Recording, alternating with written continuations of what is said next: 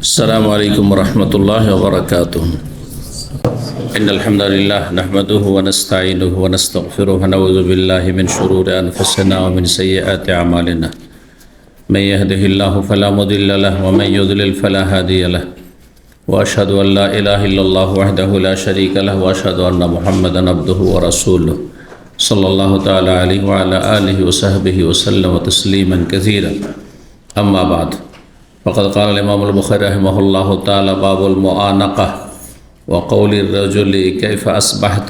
قال حدثنا إسحاق قال أخبرنا بشر بن شعيب قال حدثني أبي عن الزهري قال أخبرني عبد الله بن كعب أن عبد الله بن عباس رضي الله عنهما أخبره أن علي رضي الله عنه يعني ابن أبي طالب خرج من عند النبي صلى الله عليه وسلم.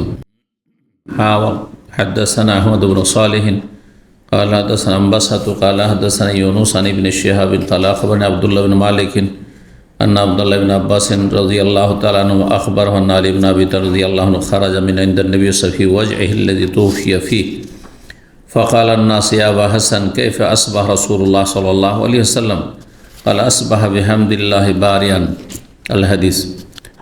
সম্মানিত ভাতৃমণ্ডলী, আল্লাহ রাব্বুল আলামিনের প্রশংসা এবং প্রিয় নবী সাল্লাল্লাহু আলাইহি সাল্লামের উপর সালাত ও সালামের পর আজ সোমবার 18 শাওয়াল 1447 হিজরি মোতাবেক 6 এপ্রিল 2026 আমাদের ধারাবাহিক আলোচনা সহিহুল বুখারীর অনুমতি চাওয়া বা অনুমতি প্রার্থনা করা পর্ব নম্বর 6। ইমাম বুখারীর এই পর্বের অধ্যায় নম্বর 29 বলছেন বাবুল মুআনাকাতে। এই অধ্যায় হচ্ছে মুআনাকা সম্পর্কে। মুআনাকা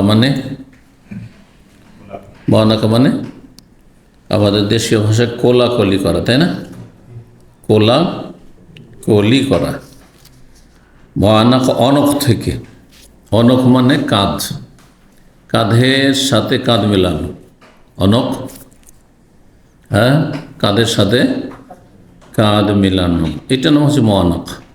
এটা হচ্ছে সুন্নাত এবং এই পরিভাষা, যে ইসলামিক পরিভাষা মুআনাকা, এর সাথে সামঞ্জস্যপূর্ণ। পক্ষান্তরে এই ক্ষেত্রে মানুষ কিছু বাড়াবাড়ি কিছু ছাড়াছাড়িতে আছে। আমাদের দেশীয় মুআনাকা হচ্ছে পেটের সাথে পেট মিলানো বা বুকের সাথে বুক মেলানো, তাই না? এই দূর থেকে মাথা দূরে, হ্যাঁ, আর কাঁধ এটাও দূরে, শুধু পেটের সাথে পেট মিলিয়ে দিল। জি হ্যাঁ। আর আরবদের আবার গালের সাথে গাল মেলানো, কথা বোঝা গেছে? গালের সাথে গাল মেলানো অথবা নাকের সাথে নাক মেলানো। জি, তো কিছু বাড়াবাড়ি কিছু ছাড়াছাড়ি, যেগুলো সুন্নত থেকে একটু দূরে। জি, সুন্নত হচ্ছে মুআনাকা শব্দের সাথে যাতে সম্পর্ক থাকে, কাঁধের সাথে কাঁধ মেলানো। জি, যেমন মুসাফাহা মানে হাতের তলার সাথে হাতের তলা মেলানো। এখন 2-4 হাত মেলাবেন তো এটা মুসাফাহা হলো না। হাতের তলার সাথে মেলালেন না, ওপরের সাথেও মেলালেন। অর্ধেকটা তলার সাথে অর্ধেকটা ওপরের সাথে হয়ে গেল। সুতরাং মুসাফা নামকরণটি সূক্ষ্ম হইল না। জি, তো পরিভাষার দিক থেকে এবং সুন্নতের দলিল প্রমাণের দিক থেকে মুসাফা হচ্ছে হাতের তলার সাথে, ডান হাতের তলার সাথে আরেকজনের ডান হাতের তলা মিলানো। জি, বাম হাত ব্যবহার করা নয়। ঠিক ওইরকম মুআনাকা মানে কাঁধের সাথে কাঁধ মেলানো। জি, 6266 নম্বর হাদিস। বর্ণনা করছেন আব্দুল্লাহ বিন কাব বিন মালিক রাদিয়াল্লাহু তাআলা আনহুমা।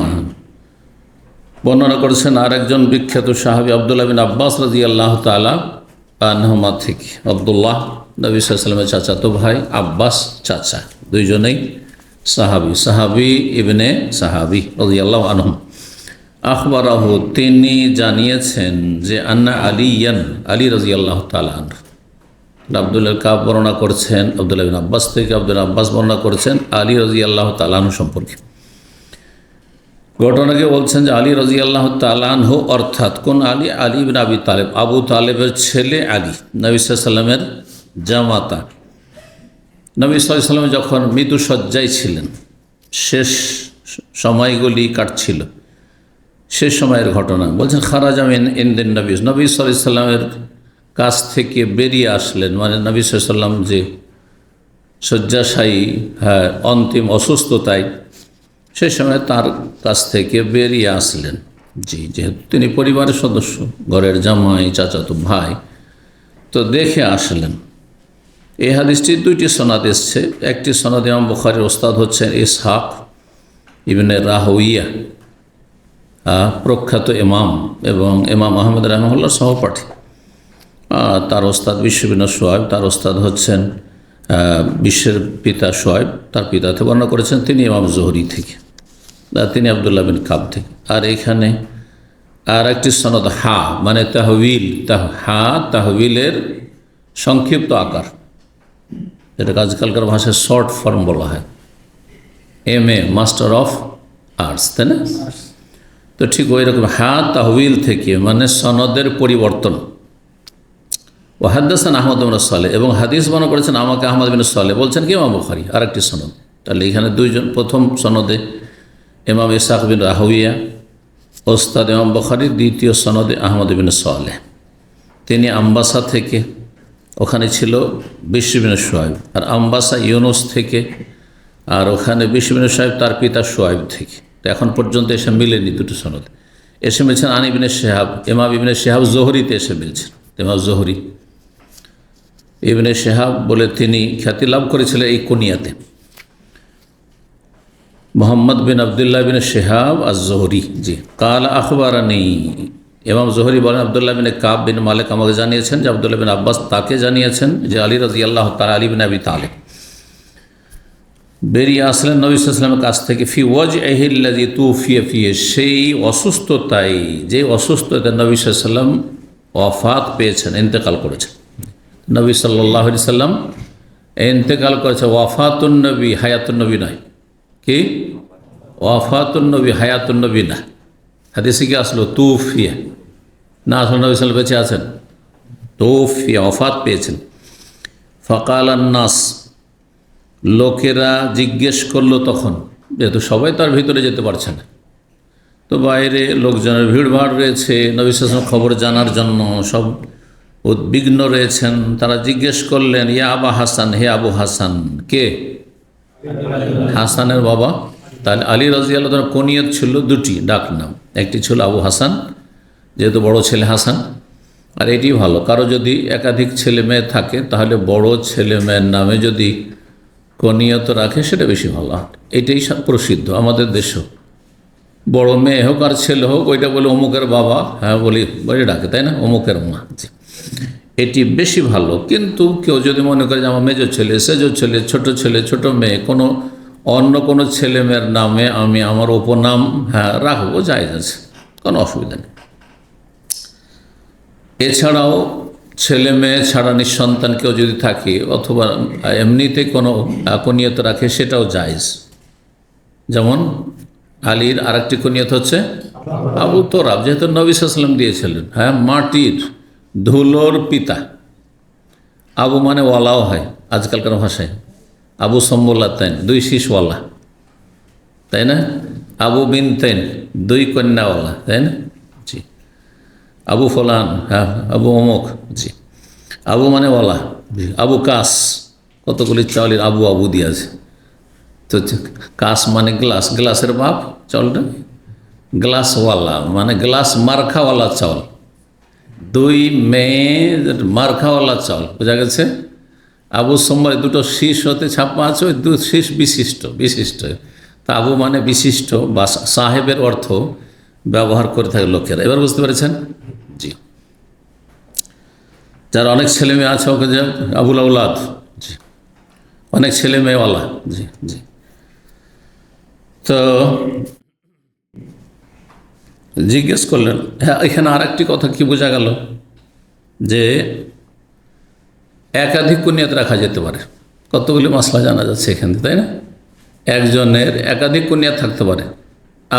আপনি একটা কুনিয়ত, আপনার ছেলে আছে ধরেন ফয়সাল, আবু ফয়সাল, আর একটি এমনি আলাদা রেখেছেন এমনি, আবু অমুক, রাখা যাবে। কারণ আলী রাদিয়াল্লাহু তাআলা এরকম বেশ কিছু সাহাবা কারণ তাদের একাধিক কুনিয়াত ছিল। জি, কুনিয়াত মানে কি? উপনাম। অনেকে বাংলা বুঝে আরও মুশকিল হয়ে গেল। এই যে সহজে ডাক নাম, কি নাম? যে নাম দিয়ে সাধারণত কি হয়, ডাকা হয়, এটা ডাক নাম। লোকেরা জিজ্ঞেস করলেন, হে আবু হাসান, কাইফা আসবাহ রাসূলুল্লাহ সাল্লাল্লাহু আলাইহি ওয়াসাল্লাম, রাসূলুল্লাহ সাল্লাল্লাহু আলাইহি ওয়াসাল্লামের সকাল কেমন হয়েছে, মানে আজকে কেমন আছেন, রাতের পরে সকালে কেমন আছেন। কাল আসবাহা বিহামদিল্লাহি বারিয়ান, আলহামদুলিল্লাহ। রাসূলুল্লাহ সাল্লাল্লাহু আলাইহি ওয়াসাল্লাম অনেকটা সুস্থ আছেন। ইন্তেকালের দিন অনেকটা সুস্থ মনে হয়েছিল। অনেক রোগীকে এরকম দেখা যায় যে আগে থেকে খুব সিরিয়াস অসুস্থ ছিল, তারপরে পরিবারের লোকেরা ভেবেছে যে ভালো হয়ে গেছে, অনেকটা আরাম হয়ে গেছে, আর যখন ভেবেছে যে আরাম হয়েছে সেদিনই মারা গেল। বোঝা গেছে না? এমনটা হয়। তো এমনটা হয়েছিল নবী সাল্লাল্লাহু আলাইহি সাল্লামের জীবনে। ফাআখাযা বিয়াদিহিল আব্বাস, সেই সময় আলী রাদিয়াল্লাহু তাআলার হাত ধরলেন আব্বাস, চাচা। আব্বাসের সাথে আলীর কি সম্পর্ক? চাচা ভাতিজার সম্পর্ক। ভাতিজার হাত ধরলেন আর বললেন, আলা তারাহু আনতা ওয়াল্লাহি বাদা সালাসিন আব্দুল আসা, তুমি কি নবী সাল্লাল্লাহু আলাইহি সাল্লামের অবস্থা দেখতে পাচ্ছ না? দেখতে পাওয়া, দেখা দুই রকম, একটা চোখ দিয়ে দেখা, হ্যাঁ, আর একটা হচ্ছে বাহ্যিক দৃষ্টিতে দেখা, এটা হচ্ছে অন্তর্দৃষ্টিতে দেখা, মানে চিন্তা করো না, উপলব্ধি করো না, বুঝতে পারো না। জি, তুমি কি নবী সাল্লাল্লাহু আলাইহি ওয়াসাল্লাম অবস্থা দেখে উপলব্ধি করতে পারছো না যে নবী সাল্লাল্লাহু আলাইহি ওয়াসাল্লাম আর বাঁচবেন না, দুনিয়ায় আর থাকবেন না, শেষ অবস্থা একবারে। আনতা ওয়াল্লাহি বাদা সালাসিন আব্দুল আসা, তুমি শোনো আলী, আল্লাহর কসম করে বলছি যে 3 দিন পরে তুমি লাঠির গোলামে পরিণত হবে। লাঠির গোলামিতে পরিণত হবে। লাঠির গোলাম মানে কি? হ্যাঁ, জি, তোমার উপর লাঠি অর্ডার চলবে, যেমন অর্ডার চলবে তেমন তোমার কাছে মেনে চলতে হবে। তার মানে তোমার ওপর আর কেউ নেতৃত্ব দেবে। নবী সাল্লাল্লাহু আলাইহি ওয়াসাল্লাম দুনিয়ায় থাকবেন না, আর অন্য কেউ খলিফা হবে, অন্য কারো হাতে হয়তো শাসন ক্ষমতা আসবে। সে গায়েব তো জানে না, সে মুহাজির কারোর কাছে আসতে পারে, আবার আনসারীদের কাছে যেতে পারে। আর আমাদের পরিবারে হ্যাঁ নেতৃত্ব থাকবে না। নেতৃত্ব না থাকলে কি হয়? হ্যাঁ, তখন অন্যের হুকুমে চলতে হয়। হ্যাঁ, উঠতে বললে উঠতে হবে, বসতে বললে বসতে হবে। উদ্দেশ্য আব্দুল আসা বলে, আব্দুল আসা মানে এই নয় যে জুলুম অত্যাচার হবে আর মারধর হবে, এমন নয়। মানে লাঠি দিয়ে যেমন হ্যাঁ গরু ছাগল হাঁকানো হয়, ঠিক তেমনই তোমাকে অন্য কেউ হাঁকিয়ে নিয়ে যাবেন, অর্ডার করবে, মেনে চলতে হবে। ওয়াল্লাহি, আল্লাহর কসম করে বলছি, ইন্নী লা ওরা রাসূলুল্লাহ সাল্লাল্লাহু আলাইহি ওয়াসাল্লাম সাইয়ুতাফা ফি ওয়াজহি, আমি মনে করি যে রাসূলুল্লাহ সাল্লাল্লাহু আলাইহি ওয়াসাল্লাম তার এই অসুস্থতায় তিনি শীঘ্রই ওয়াফাত পাবেন, ইন্তেকাল করবেন। তাহলে আব্বাস রাদিয়াল্লাহু তাআলা আকীদা কি? যে নবী সাল্লাল্লাহু আলাইহি ওয়াসাল্লাম মারা গেছেন। ওয়াফাত, ওয়াফাত মানে মওত, ওয়াফাত মানে হচ্ছে মওত। এটা আমাদের বাংলা ভাষাতে ব্যবহার হয়। জি, ওয়াইন্নী লা আরিফু ফি ওজুহি বানি আব্দুল মুত্তালিব আল মউত, আর নবী সাল্লাল্লাহু আলাইহি ওয়াসাল্লাম ইন্তেকাল করলে তারপরে আব্দুল মুত্তালিবের যারা গোত্র, আব্দুল মুত্তালিবের গোত্র, এদের চেহারায় আমি মরণের লক্ষণ দেখতে পাচ্ছি। তার মানে এরা হতাশ হয়ে যাবে, কারণ নবী সাল্লাল্লাহু আলাইহি ওয়াসাল্লাম চলে যায় এই অবস্থায়, আর নবী সাল্লাল্লাহু আলাইহি ওয়াসাল্লাম কাউকে খলিফা বানিয়ে গেলেন না, তাহলে হয়তো অন্যদের হাতে চলে যাবে। তখন আব্দুল মুত্তালিবের যারা গোত্রের লোকেরা, তারা হয়তো কী হয়ে যাবে, হতাশ হয়ে যাবে যে আমাদের কাছে তো আর খেলাফত আসলো না বা নেতৃত্ব আসলো না। মানুষের প্রকৃতিতেই হ্যাঁ লোভ লালসা রাখা আছে। ইল্লামর রাহিমাল্লাহ, যার উপর আল্লাহ রহম করেছ, পয়সার লোভ আর ক্ষমতার লোভ, নেতৃত্বের লোভ, হুকুম চালাবার মন মানসিকতা, আমার উপর কারো হুকুম না চলে, আমি যেন হুকুম চালে। কথা বুঝতে পারছেন? অধিকাংশ মানুষের সামান্য কিছু মানুষ একেবারে হ্যাঁ হয়তো দুনিয়া নিয়ে ওই সব কোনো ধান্দা নেই, আখেরাত আমার ব্যাস, দুনিয়াতে কোনো রকম হ্যাঁ ডাল ভাত খেয়ে বাঁচতে পারলি হইল। কয়জন পাবেন এরকম? কারো জীবনের মুখ্য উদ্দেশ্য বড় পয়সাওয়ালা কেমন করা হবে, আর কারো জীবনের মুখ্য উদ্দেশ্য দুনিয়ার শিক্ষায় উচ্চ শিক্ষিত কী করা হবো, দুনিয়ার শিক্ষায়, দিনের শিক্ষায় নয়। আর কারো উদ্দেশ্য হচ্ছে যে লেখাপড়া তো করতে অনেক মেহনত করতে হবে, তো রাজনীতি করে কেমন করে ক্ষমতায় যাব। যারা সমাজের পিছিয়ে পড়া থাকে শিক্ষার ময়দানে, তারাই তখন রাজনীতিতে নামে। বাস্তবত, কারণ এটা খুব সহজ পথ। অত মেহনত করে লেখাপড়া করতে হবে না, আর রেজাল্ট ভালো করতে হবে না। কারো পিছনে পিছনে ঘুরলে একসময় পিছনে পিছনে ঘুরতে ঘুরতে এগিয়ে যাবে, সামনে চলে যাবে। তো ইন্নাল ইনসানা খুলিকা হালুয়া, মানুষকে অত্যন্ত লোভী করে আল্লাহ সৃষ্টি করেছে। এটা হচ্ছে মানুষের প্রকৃতি। তবে আল্লাহ যদি রহম করেন তাহলে দুনিয়ার ওপর দিনকে প্রাধান্য দিতে পারবে, অনেকে পারে না। তো আব্বাস রাদিয়াল্লাহু তাআলা বলছেন যে আব্দুল মুত্তালিব তো চোখের সামনেও মরণের লক্ষণ দেখা যাচ্ছে তাদের। কারণ এই অবস্থায় অন্যরা যদি নেতৃত্ব করে খেলাফত পেয়ে যায় তাহলে তাদের হতাশ হয়ে যাবে, অন্যের হাওয়াডারে উঠতে হবে, বসতে হবে তাদেরকে। ফাযহাবিন আলা রাসূলিল্লাহ, সুতরাং আমাকে নিয়ে বা আমাদেরকে নিয়ে চলো, পরিবারের সদস্যদেরকে, আব্দুল মুত্তালিব গোত্রের লোকদেরকে নিয়ে চলো রাসূলুল্লাহর কাছে। ফানাসআলহু, আর তাকে গিয়ে জিজ্ঞাসা করি, ফিমাই ইয়াকুনুল আমরু, মানে আমরুল খেলাফা, যে আপনার ইন্তেকালের পরে এই খেলাফত কার কাঁধে ন্যস্ত হবে, খেলাফতের দায়িত্ব, খেলাফত কে পাবে, তিনি নাম কি উল্লেখ করে যাচ্ছেন কিনা, নিযুক্ত করে যাচ্ছেন কিনা। ফাইন কানা ফিনা, নবী সাল্লাল্লাহু আলাইহি ওয়াসাল্লাম জিজ্ঞাসা করে নিলাম, যদি আমাদের মাঝেই যদি কাউকে তিনি নির্দিষ্ট করে দেন, আলেম না জানলে কি এটা সুনিশ্চিত আমরা জানতে পারলাম যে নবী সাল্লাল্লাহু আলাইহি ওয়াসাল্লাম ইন্তেকালের পরে অমুক খলিফা হবে, আমাদের গোত্রেই হবে। ওয়াইন কানা ফি গায়রিনা, আর যদি আমাদের ছাড়া ভিন্ন কোনো গোত্রে বংশী হয়, মুহাজিরদের অন্য গোত্রে, কুরাইশদের অন্য গোত্রে, অথবা আনসারীদের মাঝে, সেটাও হইতে পারে, নবী সাল্লাল্লাহু আলাইহি ওয়াসাল্লামের ইচ্ছা।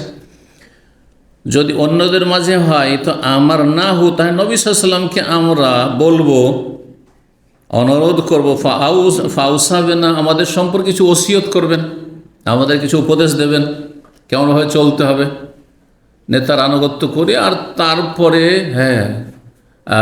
কিছু উপদেশমূলক কিছু বলবেন, এবং আমাদের জন্য অন্যদেরকে যারা নেতৃত্ব পাবে তাদেরকে ওসিয়ত করে যাবেন যে নবী সাল্লাল্লাহু নিকট আত্মীয়দের সাথে সদাচরণ করি, ভালো আচরণ করি, সুদৃষ্টি রাখি। ফাউসাবে না, আমাদের সম্পর্কে ওসিয়ত করবেন। কথা বুঝতে পেরেছেন আব্বাসের রাদিয়াল্লাহু তাআলা আনহু। কালা আলিউন, আলী রাদিয়াল্লাহু তাআলা আনহু তখন তার কথা গ্রহণ না করে তিনি নিজের যুক্তি পেশ করলেন। বলে আল্লাহ, আল্লাহর কসম করে বলছে, শোনেন চাচা, লাইন সাআলনাহা, যদি খেলাফত সম্পর্কে আমরা জিজ্ঞাসা করি তাকে, রাসূলুল্লাহ সাল্লাল্লাহু আলাইহি ওয়াসাল্লামের কাছে, ফামানা আনাহা, আর যদি নবী আমাদেরকে বাধা দিয়ে দেন, না তোমরা খেলাফত হবে না, তোমাদের আমার গোত্র থেকে বংশ থেকে খলিফা হবে না। বংশ তো ঠিক কুরাইশ বংশ, তো কুরাইশ বংশ থেকে হয়েছে, আবু বকর, ওমর, ওসমান, সবাই কুরাইশ বংশ, কিন্তু গোত্র আব্দুল মুত্তালিবের গোত্র হবে না, হাশেম গোত্র হবে না, হয়নি, আবু বকর হাশেম গোত্র না, তাই না? তো নবী সাল্লাল্লাহু আলাইহি ওয়াসাল্লামের একবারে নিকট আত্মীয় যারা, তাদের মধ্য থেকে খলিফা হননি, না আবু বকর, না ওমর, না ওসমান, আলী হয়েছেন পরে। তো যদি নবী সাল্লাল্লাহু আলাইহি ওয়াসাল্লামকে জিজ্ঞাসা করি এই মর্মে যে আপনার পরে কে খলিফা হবে, তার নাম নিযুক্ত করে দিয়ে যান।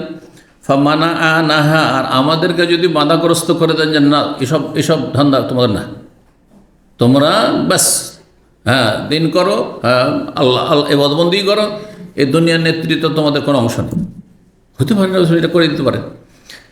লা ইউতিনাহান নাস আবাদান, তাহলে মানুষরা ওতে জেনে যাবে যে নবী সাল্লাল্লাহু আলাইহি ওয়াসাল্লাম অমুকের নাম কি করেছেন, উল্লেখ করে গেছেন খলিফা হিসাবে। সুতরাং কোনো দিনই আর মানুষের কাছে আশা রাখা যাবে না যে আমাদের কাউকে কেউ খলিফা বানাবে, কারণ নবী সাল্লাল্লাহু আলাইহি ওয়াসাল্লাম নিজেই বাধা দিয়ে গেছেন।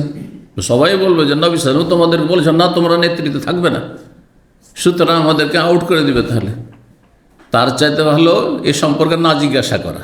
জিজ্ঞাসা যদি না করি তাহলে সবার যদি সুরাতে পরামর্শেতে হয় যে আমাদের পরিবার থেকে বা আমাদের নিকটাত্মীয়তে আব্দুল মুত্তালিবের গোত্র থেকে কাউকে খলিফা বানাবে, তো হয়ে যাবে।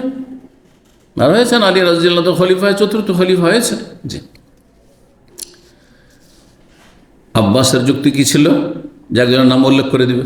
হ্যাঁ, হতে পারে আমাদের গোত্র থেকে হয়ে গেল, তো হইল, আর যদি না হয়, অন্য গোত্রে হয়, তাহলে আমাদের সম্পর্ক ওদেরকে বলে যাবে যে আমাদের সাথে যেন দুর্ব্যবহার না করা হয়, হ্যাঁ, কোনো শোষণ না করা হয় বা অবিচার না করা হয়, আর আমাদেরকে কিছু ওসিয়ত করে যাবেন। আর আলী রাদিয়াল্লাহু তাআলা আনহুর যুক্তি কি? যে না, চাইব না, চেয়ে অনেক সময় লস হয়, না চেয়ে যেটা পাওয়া যায় ওটা অনেক সময় ভালো, বুঝছেন না? কোনো কিছু চান, বলছেন না না না দরকার নেই, আপনি এর যোগ্য না, কিন্তু না চেয়ে হয়তো অনেক সময় পেয়ে গেলেন, লাভ হয়ে গেলে। এই জন্য সব সময় চেয়ে ফায়দা হয় না, অনেক সময় লাঞ্ছিত হইতে হয়। ওয়াইন্নি লা আসআলুহা রাসূলাল্লাহ আবাদান, আলী বলছেন, সুতরাং আমি রাসূলুল্লাহ সাল্লাল্লাহু আলাইহি ওয়াসাল্লামের কাছে এই বিষয়ে কখনো আমি জিজ্ঞাসা করব না যে কে খলিফা হবে না হবে। তাহলে আলী রাদিয়াল্লাহু তাআলা কি খেলাফতের দাবি ছিল? হ্যাঁ, লোভ ছিল না। চাচাও বলছেন যে চলো জিজ্ঞাসা করি, দেখি কাকে খলিফা করে, তারপরে তিনি বলছেন না না না, কথা বলছেন না। তাহলে শিয়া অথবা শিয়াপন্থী এক শ্রেণীর পথভ্রষ্টরা মুসলিম সমাজে রয়েছে। তারা যে মনে করে যে আলী রাদিয়াল্লাহু তাআলা আনহু প্রথম খলিফা হইতেন অথবা তৃতীয় খলিফা উসমানের জায়গা হইতেন, এগুলি সব বিভ্রান্তি। আর যারা শিয়া রাফেজি ইরানপন্থী, তারা তো আবু বকর ওমর, দেখেন দুনিয়ার সারা বিশ্বে ওমর নাম আছে, আবু বকর নাম আছে। অমুসলিম দেশেও আহলে সুন্নাত, হানাফি, শাফি, মালিকি, হাম্বলি, আহলে হাদিসের মধ্যে আবু বকর আছে না? ওমর নাম আছে না? ওসমান আছে না? গোটা ইরানে কোনো বা দুনিয়ার কোনো জায়গায় কোনো শিয়া পরিবারে কারণ আবু বকর নেই, ওমর নেই, ওসমান নেই, বোঝা গেছে? বরং ওমরের খনি অগ্নিপূজক মজুসির বিশাল মাজার আছে ইরানে, হ্যাঁ, ফিরোজের মাজার, বুঝতে পারছেন না? এই জন্য ভালো করে শুনে রাখেন, এই পরিস্থিতিতে এই অধিকাংশ মূর্খ মুসলিম, হ্যাঁ, আর তারপরে মিডিয়া হচ্ছে কাফেরদের হাতে, ইহুদি খ্রিস্টানদের হাতে, না হয় নাস্তিক সেকুলারদের হাতে, যারা সবাই হচ্ছে ইসলাম মুসলিমের শত্রু। সুতরাং এমনভাবে যেন উপস্থাপন করা হচ্ছে যে যুদ্ধ চলছে, হ্যাঁ, মুসলিম আর কাফের মাঝে, মুসলিম কাফের মাঝে বর্তমান যুদ্ধ চলে না ইরানের সাথে। এই যুদ্ধ এক কাফের আর এক কাফেরের সাথে চলছে, এক কাফের আর এক কাফেরের সাথে যুদ্ধ চলছে। আর এই দুই কাফের ইতিহাস আমাদের সামনে আছে 1400 বছরে। ইহুদি কাফের আর ইহুদিদের পৃষ্ঠপোষক কাফের, হ্যাঁ, খ্রিস্টান, তাদের ইতিহাসও আমাদের সামনে আছে। আর রাফেজি শিয়াদের, হ্যাঁ, কালো ইতিহাস আর সীমালঙ্ঘন আর যুগে যে ফিতনা ফাসাদ সৃষ্টি করা, অশান্তি সৃষ্টি করা, ইসলাম মুসলিমদের ক্ষতি করা, এর ইতিহাস আমাদের সামনে মজুদ রয়েছে। যারা জ্ঞানী তারা জ্ঞান রাখে, আর মূর্খরা তো হইচই করতে থাকে অজ্ঞতায়, কথা বুঝতে পেরেছেন? সুতরাং এখানে আরেকটি কথা শুনে রাখেন, আমরা যদি ইরানের পক্ষে না বলি তার মানে এই নয় যে আমরা ইহুদির পক্ষে আছি, কখনো না। দুইজনে আপনার গ্রামে ঝগড়া চলছে আর দুইজনে কারো পক্ষে না, হ্যাঁ, এখন এই পক্ষে যখন গেলেন না, ওরা যদি বলে যে না তাহলে তুই ওই পক্ষের, বলাটা ঠিক মোটেই না। দেখছি দুটোই আমার শত্রু, আমার গ্রামে যারা লড়াই করছে আপোষে দুটোই শত্রু, আমি এর পক্ষেও না এর পক্ষেও না। এবার বুঝতে পেরেছেন? আল্লাহ বোঝার তৌফিক দান করুন। ভুল এই পয়েন্টেই যে আজকাল অধিকাংশ মুসলিমরা আর তার বিশ্ব রাজনীতি হচ্ছে যে সুন্নিদেরকে দমন করা, কাফেরদেরও টার্গেট হচ্ছে এটি, ইহুদিদেরও টার্গেট হচ্ছে এটি। ইহুদিদের টার্গেট শিয়াদেরকে ধ্বংস করা নাই, শিয়াদের বাহ্যিক আক্রমণ করা। আল্লাহ লড়িয়ে দিয়েছেন, কি জন্য লড়াই করেছে তারা, অথচ হ্যাঁ, সারা জীবনের তাদের ইতিহাস তা মিত্রতার। ইহুদি এবং হ্যাঁ শিয়া এরা একে অপরের ঘনিষ্ঠ বন্ধু, মিত্র।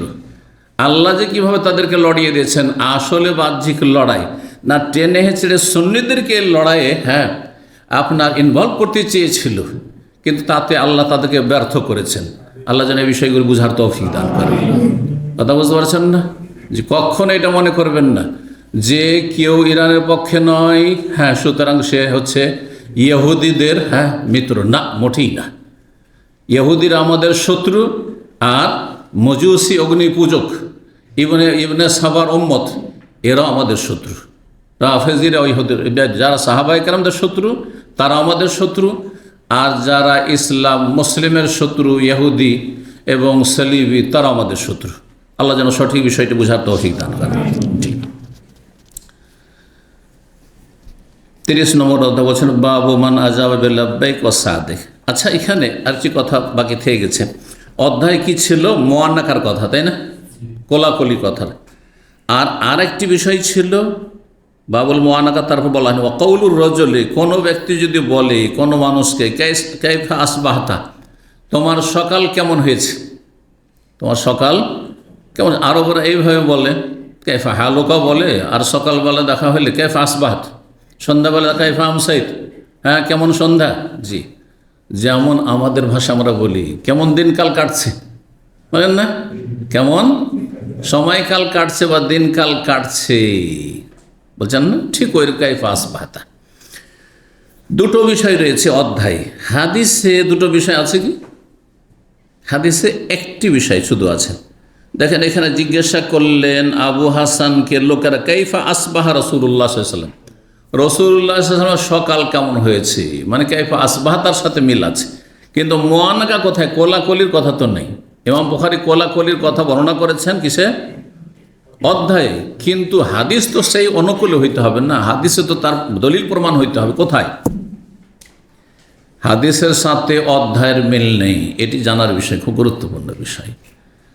বরং মুআন্নাকার হাদিস সহিহ বুখারীতে আছে, তবে কিতাবুল বয়ু, ব্যবসা বাণিজ্য সম্পর্কে যে হাদিস রয়েছে সেখানে মুআন্নাকার কথা রয়েছে, সেখানে কোলাকুলির কথা রয়েছে। বুঝতে পেরেছেন? তো হাদিসে সহিহ হাদিস দ্বারা প্রমাণিত কোলাকুলি, কিন্তু এইখানে কোলাকুলির অধ্যায় নিয়ে এসছেন, কিন্তু সেই মোতাবেক হাদিস নিয়ে আসেননি। এই ক্ষেত্রে একদল বলছেন যে সাধারণত আরবরা কারোর সাথে দেখা হইলে জিজ্ঞাসা করে যে কাইফা আসবাহত, কেমন সকাল হয়েছে, আর দীর্ঘদিন পর দেখা সাক্ষাৎ হয়েছে তখন মুআন্নাকা করে। সুতরাং এখানে আসবাহা তার যে হাদিসের রয়েছে কাইফা আসবাহ রাসূলুল্লাহ সাল্লাল্লাহু আলাইহি ওয়াসাল্লাম, তাতেই যেন মুআন্নাকার কথা শামিল রয়েছে, যে সাধারণত এমনটা হয়ে থাকে। মানুষের কেমন কি খবর জিজ্ঞাসা করার আগে দীর্ঘদিন পর দেখা সাক্ষাৎ হয়েছে, অথবা কেউ সফরে ছিল, সফর থেকে এসেছে, তখন মানুষ কোলাকুলি করে থাকে। কোলাকুলির ক্ষেত্রে সুন্নত হচ্ছে যে এই নয় যে 10 দিন 20 দিন পর দেখা হয়েছে সেই জন্য কোলাকুলি করবেন, বরং কোলাকুলির নিয়ম হচ্ছে যদি কেউ সফর থেকে আসে, কেউ আপনি দেশে গেছেন, দেশ থেকে এসছেন, অথবা অন্য কোনো দেশে গেছেন তারপরে সেখান থেকে ঘুরে এসছেন, এইরকমই অন্য কোনো সফরে গেছে, এখান থেকে মক্কা মদিনা গেছেন আর তারপর ওখান থেকে ফিরে এসেছেন, তারপরে এসে কারোর সাথে দেখা সাক্ষাৎ হচ্ছে, তো একে অপরের সাথে মুআন্নাকা যে করবে যখন ইজা কাদিমা মিন সফর, সফর থেকে যখন আসবে, এটি হচ্ছে সুন্নাহ। আর এত ঘন ঘন যখন তখন 2 দিন 3 দিন 4 দিন পর পর এমনি মুআন্নাকা, এটি সুন্নত নয়, সুন্নতের খেলাফ কাজ। যে ঈদ উপলক্ষে মুআন্নাকা, এটাও সুন্নত নয়, ঈদের ময়দানেও নয় আর মসজিদও নয়, এর আগে বলেছি বিষয়টি। এগুলো হচ্ছে প্রথা, একদল প্রথা হিসাবে জায়েজ বলেছেন, আর আরেক দল বলছেন না, প্রথাকে নেই, প্রথা করতে করতেই তখন সেটি ইবাদতে পরিণত হয়ে যাচ্ছে, বেদাতে পরিণত হয়ে যাচ্ছে, না করলে মানুষ এটাকে দোষণীয় মনে করছে। ঈদের দিন কেউ যদি কোলাকুলি না করে তো আইবের বিষয় হয়ে যাচ্ছে, আরবদের মধ্যে এরকমটা হয়ে যাচ্ছে খানিকটা, তো বেদাতের আকার ধারণ করতে যাচ্ছে। সুতরাং এগুলো বর্জন করা, এটা হচ্ছে সুন্নাহর কাছাকাছি। আবার কেউ কেউ বলেছেন ইমাম বুখারী রাহিমাহুল্লাহ আগে অধ্যায়টা লিখে নিতেন, চ্যাপ্টার, বিষয়বস্তু, অধ্যায় লিখে নিতেন বাবুল মুআন্নাকা, আর তারপরে অন্য আরও অধ্যায়গুলো লিখেছেন, আর ধীরে ধীরে হাদিস নিয়ে আসতেন, ধারাবাহিক হাদিস নিয়ে আসতেন। তো হাদিস যখন যেটা পেতেন, যে বিষয়ের সাথে সম্পর্কিত, সেখানে হাদিসটাকে লিখতেন। এখানে মুআন্নাকার অধ্যায় তো লিখেছেন, কিন্তু তার ইন্তেকাল মুআন্নাকার হাদিস এখানে লিখার আগে চলে এসেছে, সুতরাং জায়গাটি মুআন্নাকা শূন্য থেকে গেছে, মুআন্নাকার হাদিস আর নিয়ে আসার সুযোগ হয়নি। আল্লাহু আ'লাম। কেউ বলেছেন দুটোই তাহের কথা বলা হয়েছে। কেউ বলেছেন যে এই যে কাইফা আসবাহা, ওতে মুআন্নাকা শামিল রয়েছে, যেহেতু এর আগে এক জায়গায় উল্লেখ হয়ে গেছে, ব্যবসা বাণিজ্যের অধ্যায় মুআন্নাকার কথা চলে এসছে, সুতরাং সেটার উপরে যথেষ্ট করেছেন। আবার কেউ বলছেন যে মুআন্নাকার হাদিস হয়তো নিয়ে আসছেন, কিন্তু তিনি সময় পাননি, যেটাকে বলা হয় সম্পাদনা করার, রিভাইজ করার, লেখক লিখার পরে কয়েকবার করে রিভাইজ করেন, তো রিভাইজ করার ফাইনাল রিভাইজের সুযোগ হয়তো পাননি, এমনটা বলা হয়েছে, ভাষ্যকারগণ বলেছেন। 30 নম্বর অধ্যায় বাবু মান আজাবা বিলাব্বাইক ওয়া সাদ। এই অধ্যায় হচ্ছে কোনো ব্যক্তি যদি কারো ডাকে সাড়া দিতে গিয়ে বলে লাব্বাইক ওয়া সাদাইক। যেন মাদ্রাসায় আমরা লেখাপড়া করেছি, যখন আমাদের রোল কল করা হইতো, রোল কল বুঝেন তো, ইংলিশটা মানুষ বেশি বুঝে, হ্যাঁ, নাম ডাকা হইতো, হাজিরা ডাকা হইতো, তখন কি বলতো, কেউ বলতো হাজির, হ্যাঁ, কেউ বলতো হাজির, আর কেউ বলতো লাব্বাইক, কোনো কোনো জায়গায় লাব্বাইক। এটা মাদ্রাসার কথা বলছি। স্কুলে উপস্থিত অথবা জি, যে যেমনটা, তো যদি লাব্বাইক আর সাদাইক বলে কেউ যদি ডাকে সাড়া দেয়, আপনার স্ত্রীকে ডাকছেন, আপনার স্ত্রী তখন বলছে লাব্বাইক, জায়েজ আছে, জি, এই নয় যে লাব্বাইক শুধু আল্লাহকে বলা যাবে, হ্যাঁ, লাব্বাইক আল্লাহুম্মা লাব্বাইক, হজের ক্ষেত্রে, উমরার ক্ষেত্রে, ইহরামের ক্ষেত্রে, কিন্তু মানুষকেও লাব্বাইক বলা যায়। লাব্বাইক মানে কি, আপনার ডাকে সাড়া দিচ্ছি। ওলাব্বি লাকা লাব্বাইক মানে আপনার ডাকে বারবার আমি সাড়া দিচ্ছি, প্রস্তুত, জি।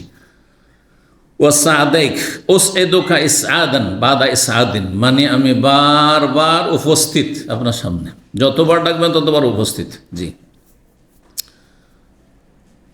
তো যেমন আজকাল আরবরা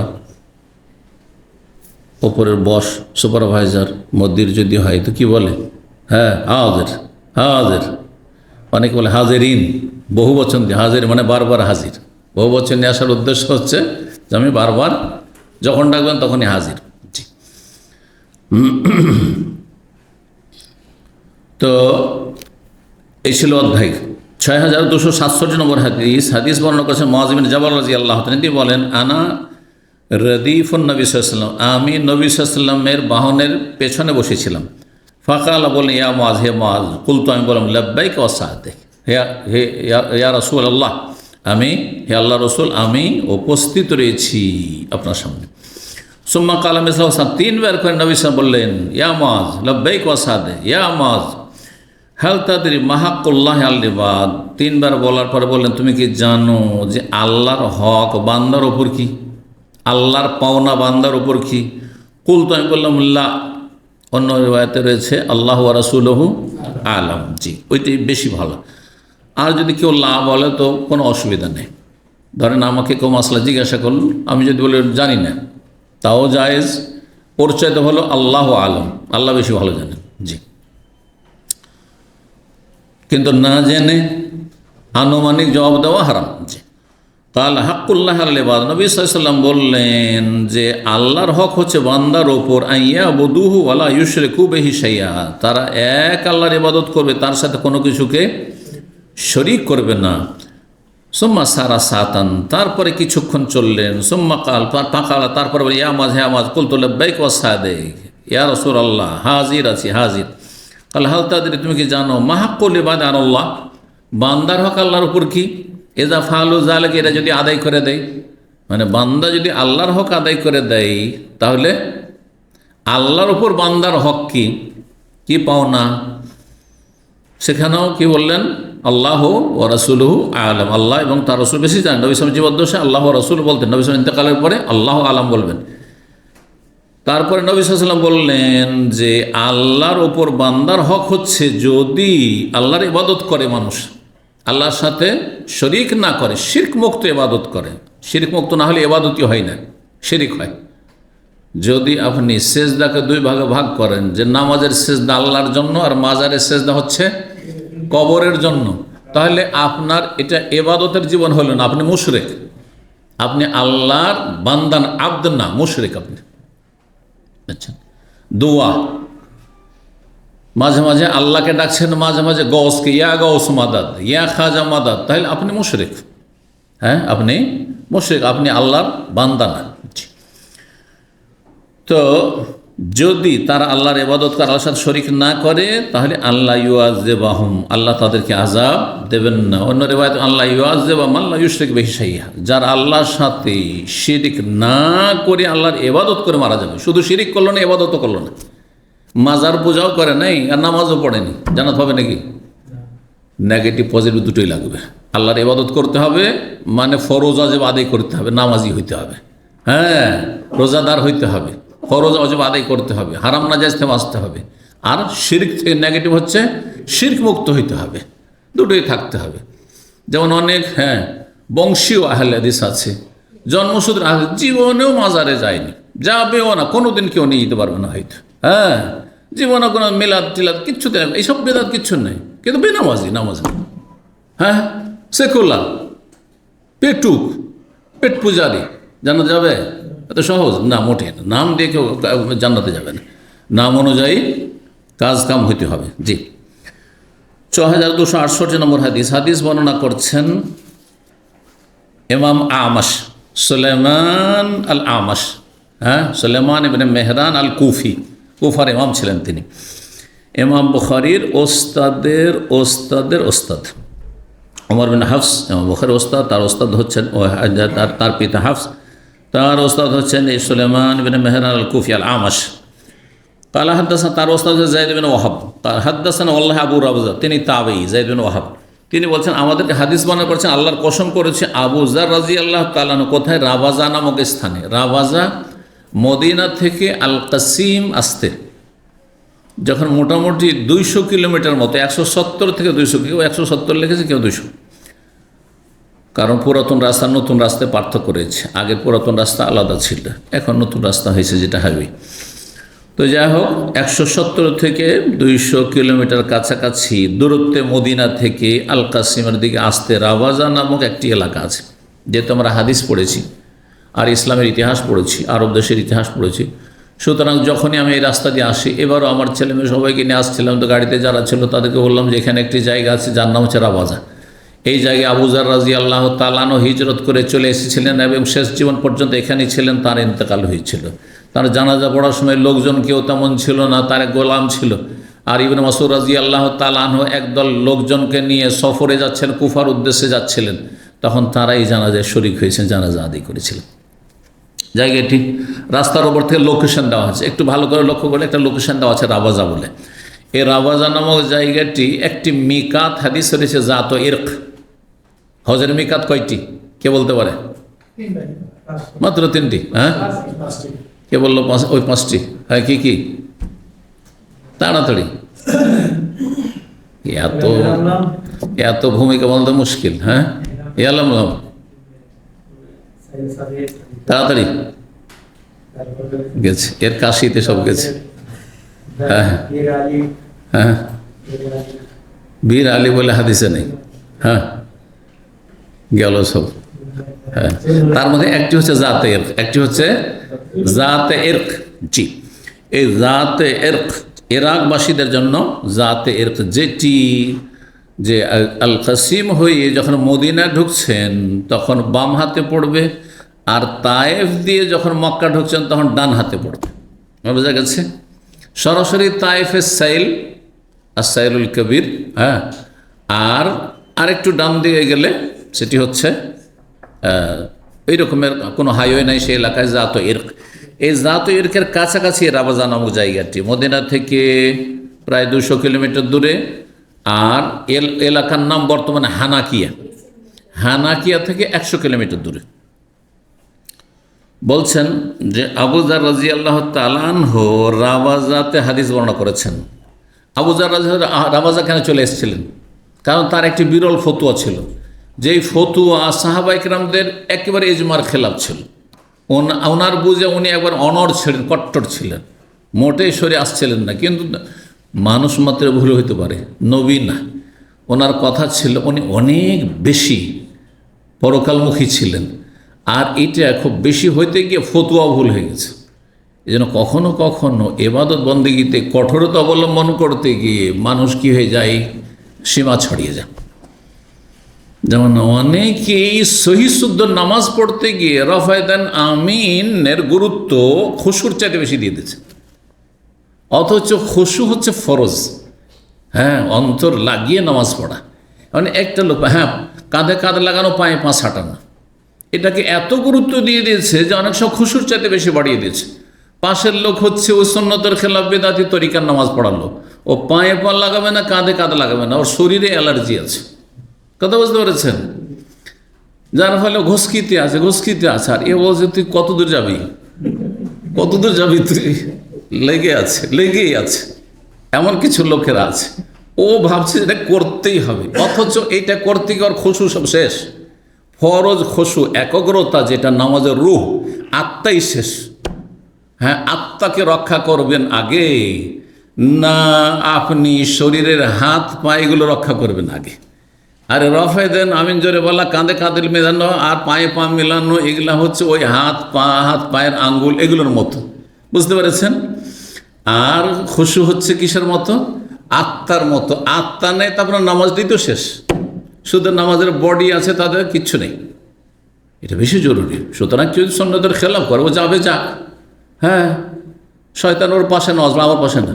কারণ আমি প্রথম নামাজ পড়েছি, তখন চেষ্টা করেছি তার সাথে মিলে দাঁড়াবার, কিন্তু সে দাঁড়াতে চায় না, ঘুসকিতে থাকে। তো ঘোষ যা, হ্যাঁ, শয়তানের কাছাকাছি যাক সে। জি, বুঝতে পেরেছেন?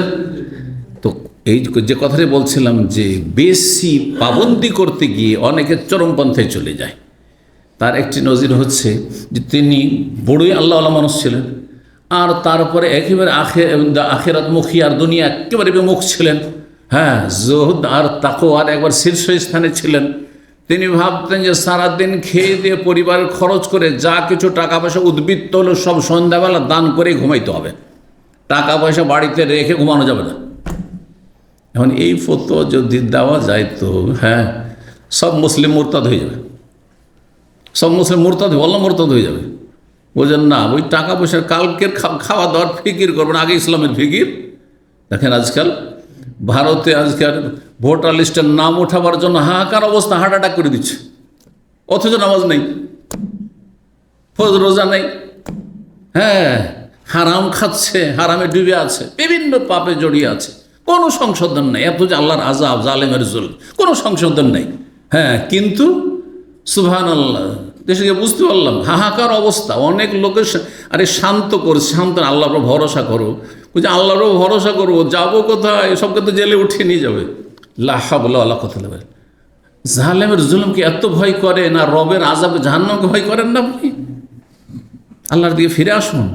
এসব আযাব এসেছে, আর শুধু সেখানে না, সারা বিশ্বে মুসলিমদের আযাব, অশান্তি। এক জালেম যাচ্ছে আর এক জালেম আসছে, প্রত্যেক জায়গায় এক জালেম যাচ্ছে আর এক জালেম আসছে, কোনো ভালো কোনো লক্ষণ পাচ্ছেন না। কারণ হচ্ছে আমাদের পাপ। জি, আল্লাহ বোঝার তৌফিক দান করেন। তো তিনি বলতেন যে একটা পয়সা রাখা যাবে না। ফতোয়াটি ভুল ফতোয়া, তিনি ভুল বুঝেছেন। সেই সূরা তওবার আয়াত থেকে বললেন যে ইয়াকনিজুনা যাহাব ওয়াল ফিজ্জা, কানজ ওই সম্পদকে বলা হয় যার ওপরে শাস্তি হবে জাহান্নামে, আগুন দিয়ে জ্বালানো হবে। হ্যাঁ, আর উত্তপ্ত করে আপনার ধন সম্পদ দিয়ে আপনার গায়ে দাগানো হবে। হ্যাঁ, শাস্তি দেওয়া হবে আখেরাতে, কবরে এবং জাহান্নামে। সেটা এমন ধন সম্পদ যার জাকাত দেননি, কিন্তু জাকাত দেওয়ার পরে যে হালাল পয়সা, সে উদ্বৃত্ত যদি জমা থাকে কোটি কোটি টাকা, আর আল্লাহর হক যদি নষ্ট না করেন, আত্মীয়স্বজনের হক নষ্ট না করেন, তাহলে আল্লাহ ধরবেন না।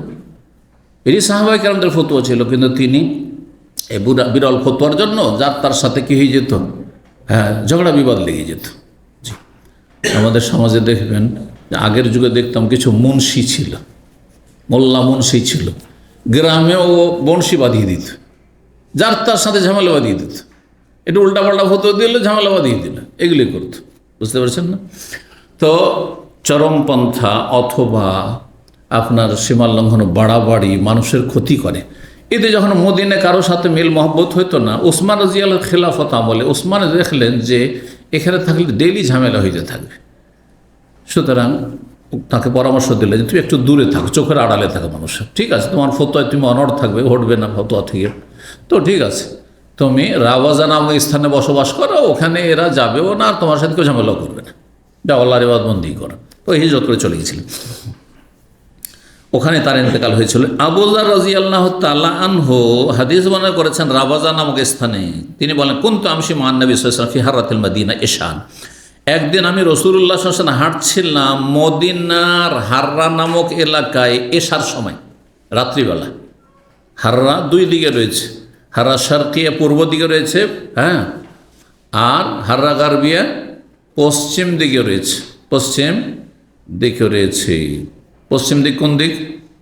হ্যাঁ, বাবুস সালামের দিক থেকে যখন বেরিয়ে চলে যাবেন তখন এটা হচ্ছে পশ্চিম দিক, আর পূর্ব দিক হচ্ছে বাকরি দিক, হাররা শারকিয়া। তো কোনো এক রাতে হাঁটছিলেন, ইস্তাকবালানা ওহুদুন, আমাদের সামনে ভেসে উঠল ওহুদ পর্বত, সামনে ওহুদ পাহাড় দেখতে পেলেন। ফাকালা, বললেন, ইয়া হে আবুজার, মা ওহিব্বু আন্না ওহুদান লি জাহাবান, আমি পছন্দ করি না যে আমার কাছে ওহুদ পাহাড় সমপরিমাণ সোনা থাকবে, তাতি আলাইয়া লাইলা ও সালাস, আর আমার সামনে এক রাত অতিক্রম করবে অথবা 3 রাত অতিক্রম করবে, আর ওহুদ পাহাড় সমান সোনা আমি রেখে দেব, অথবা তার থেকে আমি ইন্দিমিন দিনারুন, একটা দিনার, একটা স্বর্ণমুদ্রা আমি বাড়িতে রেখে দেব, এটা আমি পছন্দ করি না।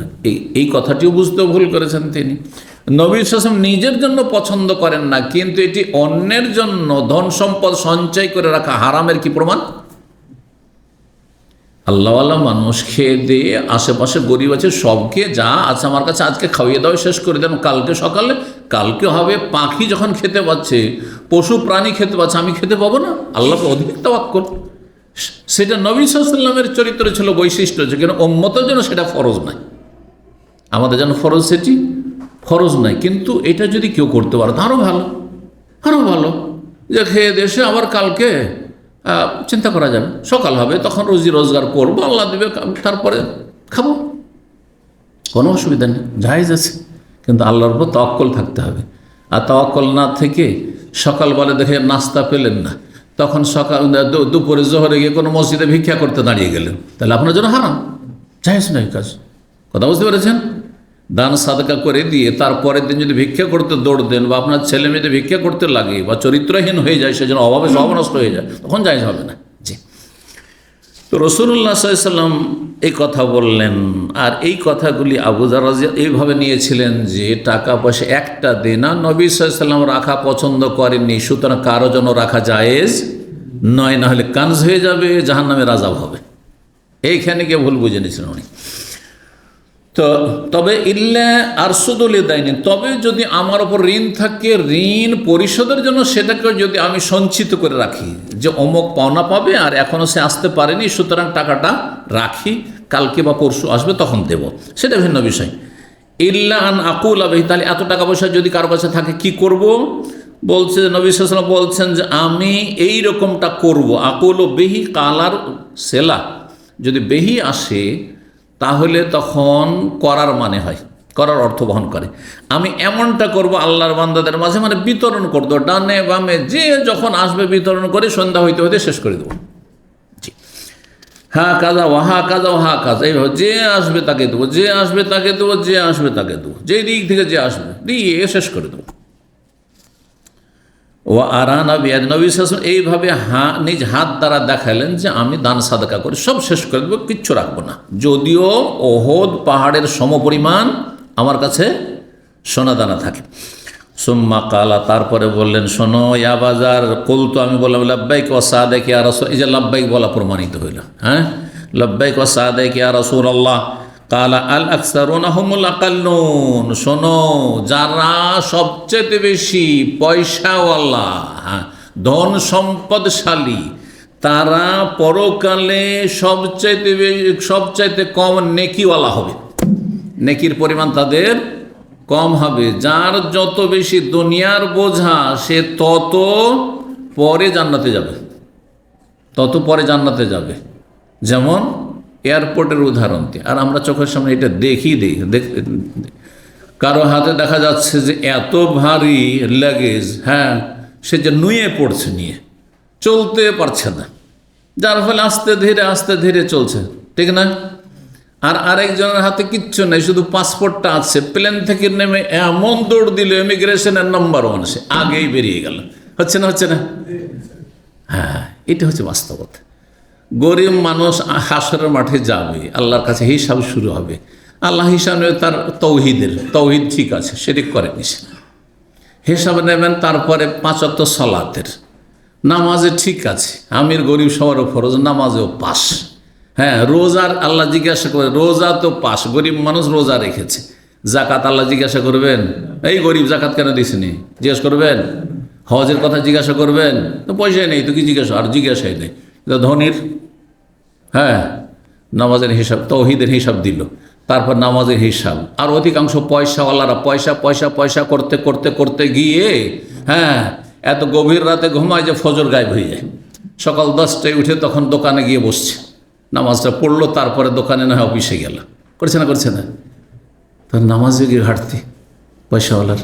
আচ্ছা, নামাজ যদি ঘাটতি নাও থাকে তো তারপরে জাকাত ঠিকভাবে দিয়েছে কি না? অনেক সময় মেলা টাকা দিতে হচ্ছে, 2-4-10 লাখ টাকা জাকাত বেরোয় যাচ্ছে, তখন বলছে কিছু দান সাদকা করে দিও। অনেক করেছি, করছে না, করছে না? জি, পয়সাওয়ালারা যথাযথ জাকাত দেয় না, ঠিকভাবে পাই পাই করে জাকাত দেয় না। ওই গরিবের 500 রিয়াল যদি জাকাত বেরো, ওইটা আবার পাই পাই করে ঠিকই দিচ্ছে। কিন্তু যার 5 লাখ রিয়াল জাকাত বেরোবে, সে অধিকাংশ তারা হিসাব করে না। এলো পাথাড়ি কিছু দান টান করে দিল, হয়তো খুব বেশি ভালো মানুষ হলে আর মনে করছে কাজ হয়ে গেছে। না, কাজ হয়নি, আপনার পাই পাই করে হিসাব করতে হবে। ফেসে গেছে ওইখানে, ফেসে গেছে হজে গিয়ে, ওমরাই 60 বছর হজ করতে গেছে, অথবা আশা করেছিল যে সব কিছু সেরে 60-70 বছর হবে, তখন হজে যাবো, তার আগে মরে গেছে। ফেসে গেছে, ওখানে গিয়ে ফেসে গেছে, বুঝতে পারছেন? তারপরে যখন হিসাব শুরু হইলো, মিনাইনা ইকতাসা ফিমা আনফাকাহু, কোথা থেকে ইনকাম আর কোথায় খরচ, ওখানে ফেসে বসে আছে, বুঝতে পারছেন? হিসাব দিতে পারে না। কারো টাকা পয়সা মেরেছে, বেমানি করেছে, বান্দার হক আদায় করতে করতে নেকি দিতে নেকি শেষ, বুঝতে পেরেছেন? কারণ পয়সাওয়ালারা জুলুম অত্যাচার করে বেশি, শাসকরা জুলুম অত্যাচার করে বেশি, আর গরিব কারবার জুলুম অত্যাচার করবে কি? ও তো জুলমের শিকার সবসময় গরিব মানুষ, যদি দিনদার হয়। শর্ত হচ্ছে যদি দিনদার হয়, বুঝতে পারছি? এই জন্য 500 বছর আগে গরিবরা ধনের তুলনায় জান্নাতে যাবে, নবী সাল্লাল্লাহু আলাইহি হাদিস 500 বছর আগে। জি, এই কথা এখানে রয়েছে। আল আকসারুন মানে যারা, আল আকসারুনা মালান, যাদের ধন সম্পদ বেশি, হুমুল আকাল্লুনা সাওয়াবান, তাদের নেকি সবচেয়ে কম হবে, তাদের নেকি সবচেয়ে কম হবে।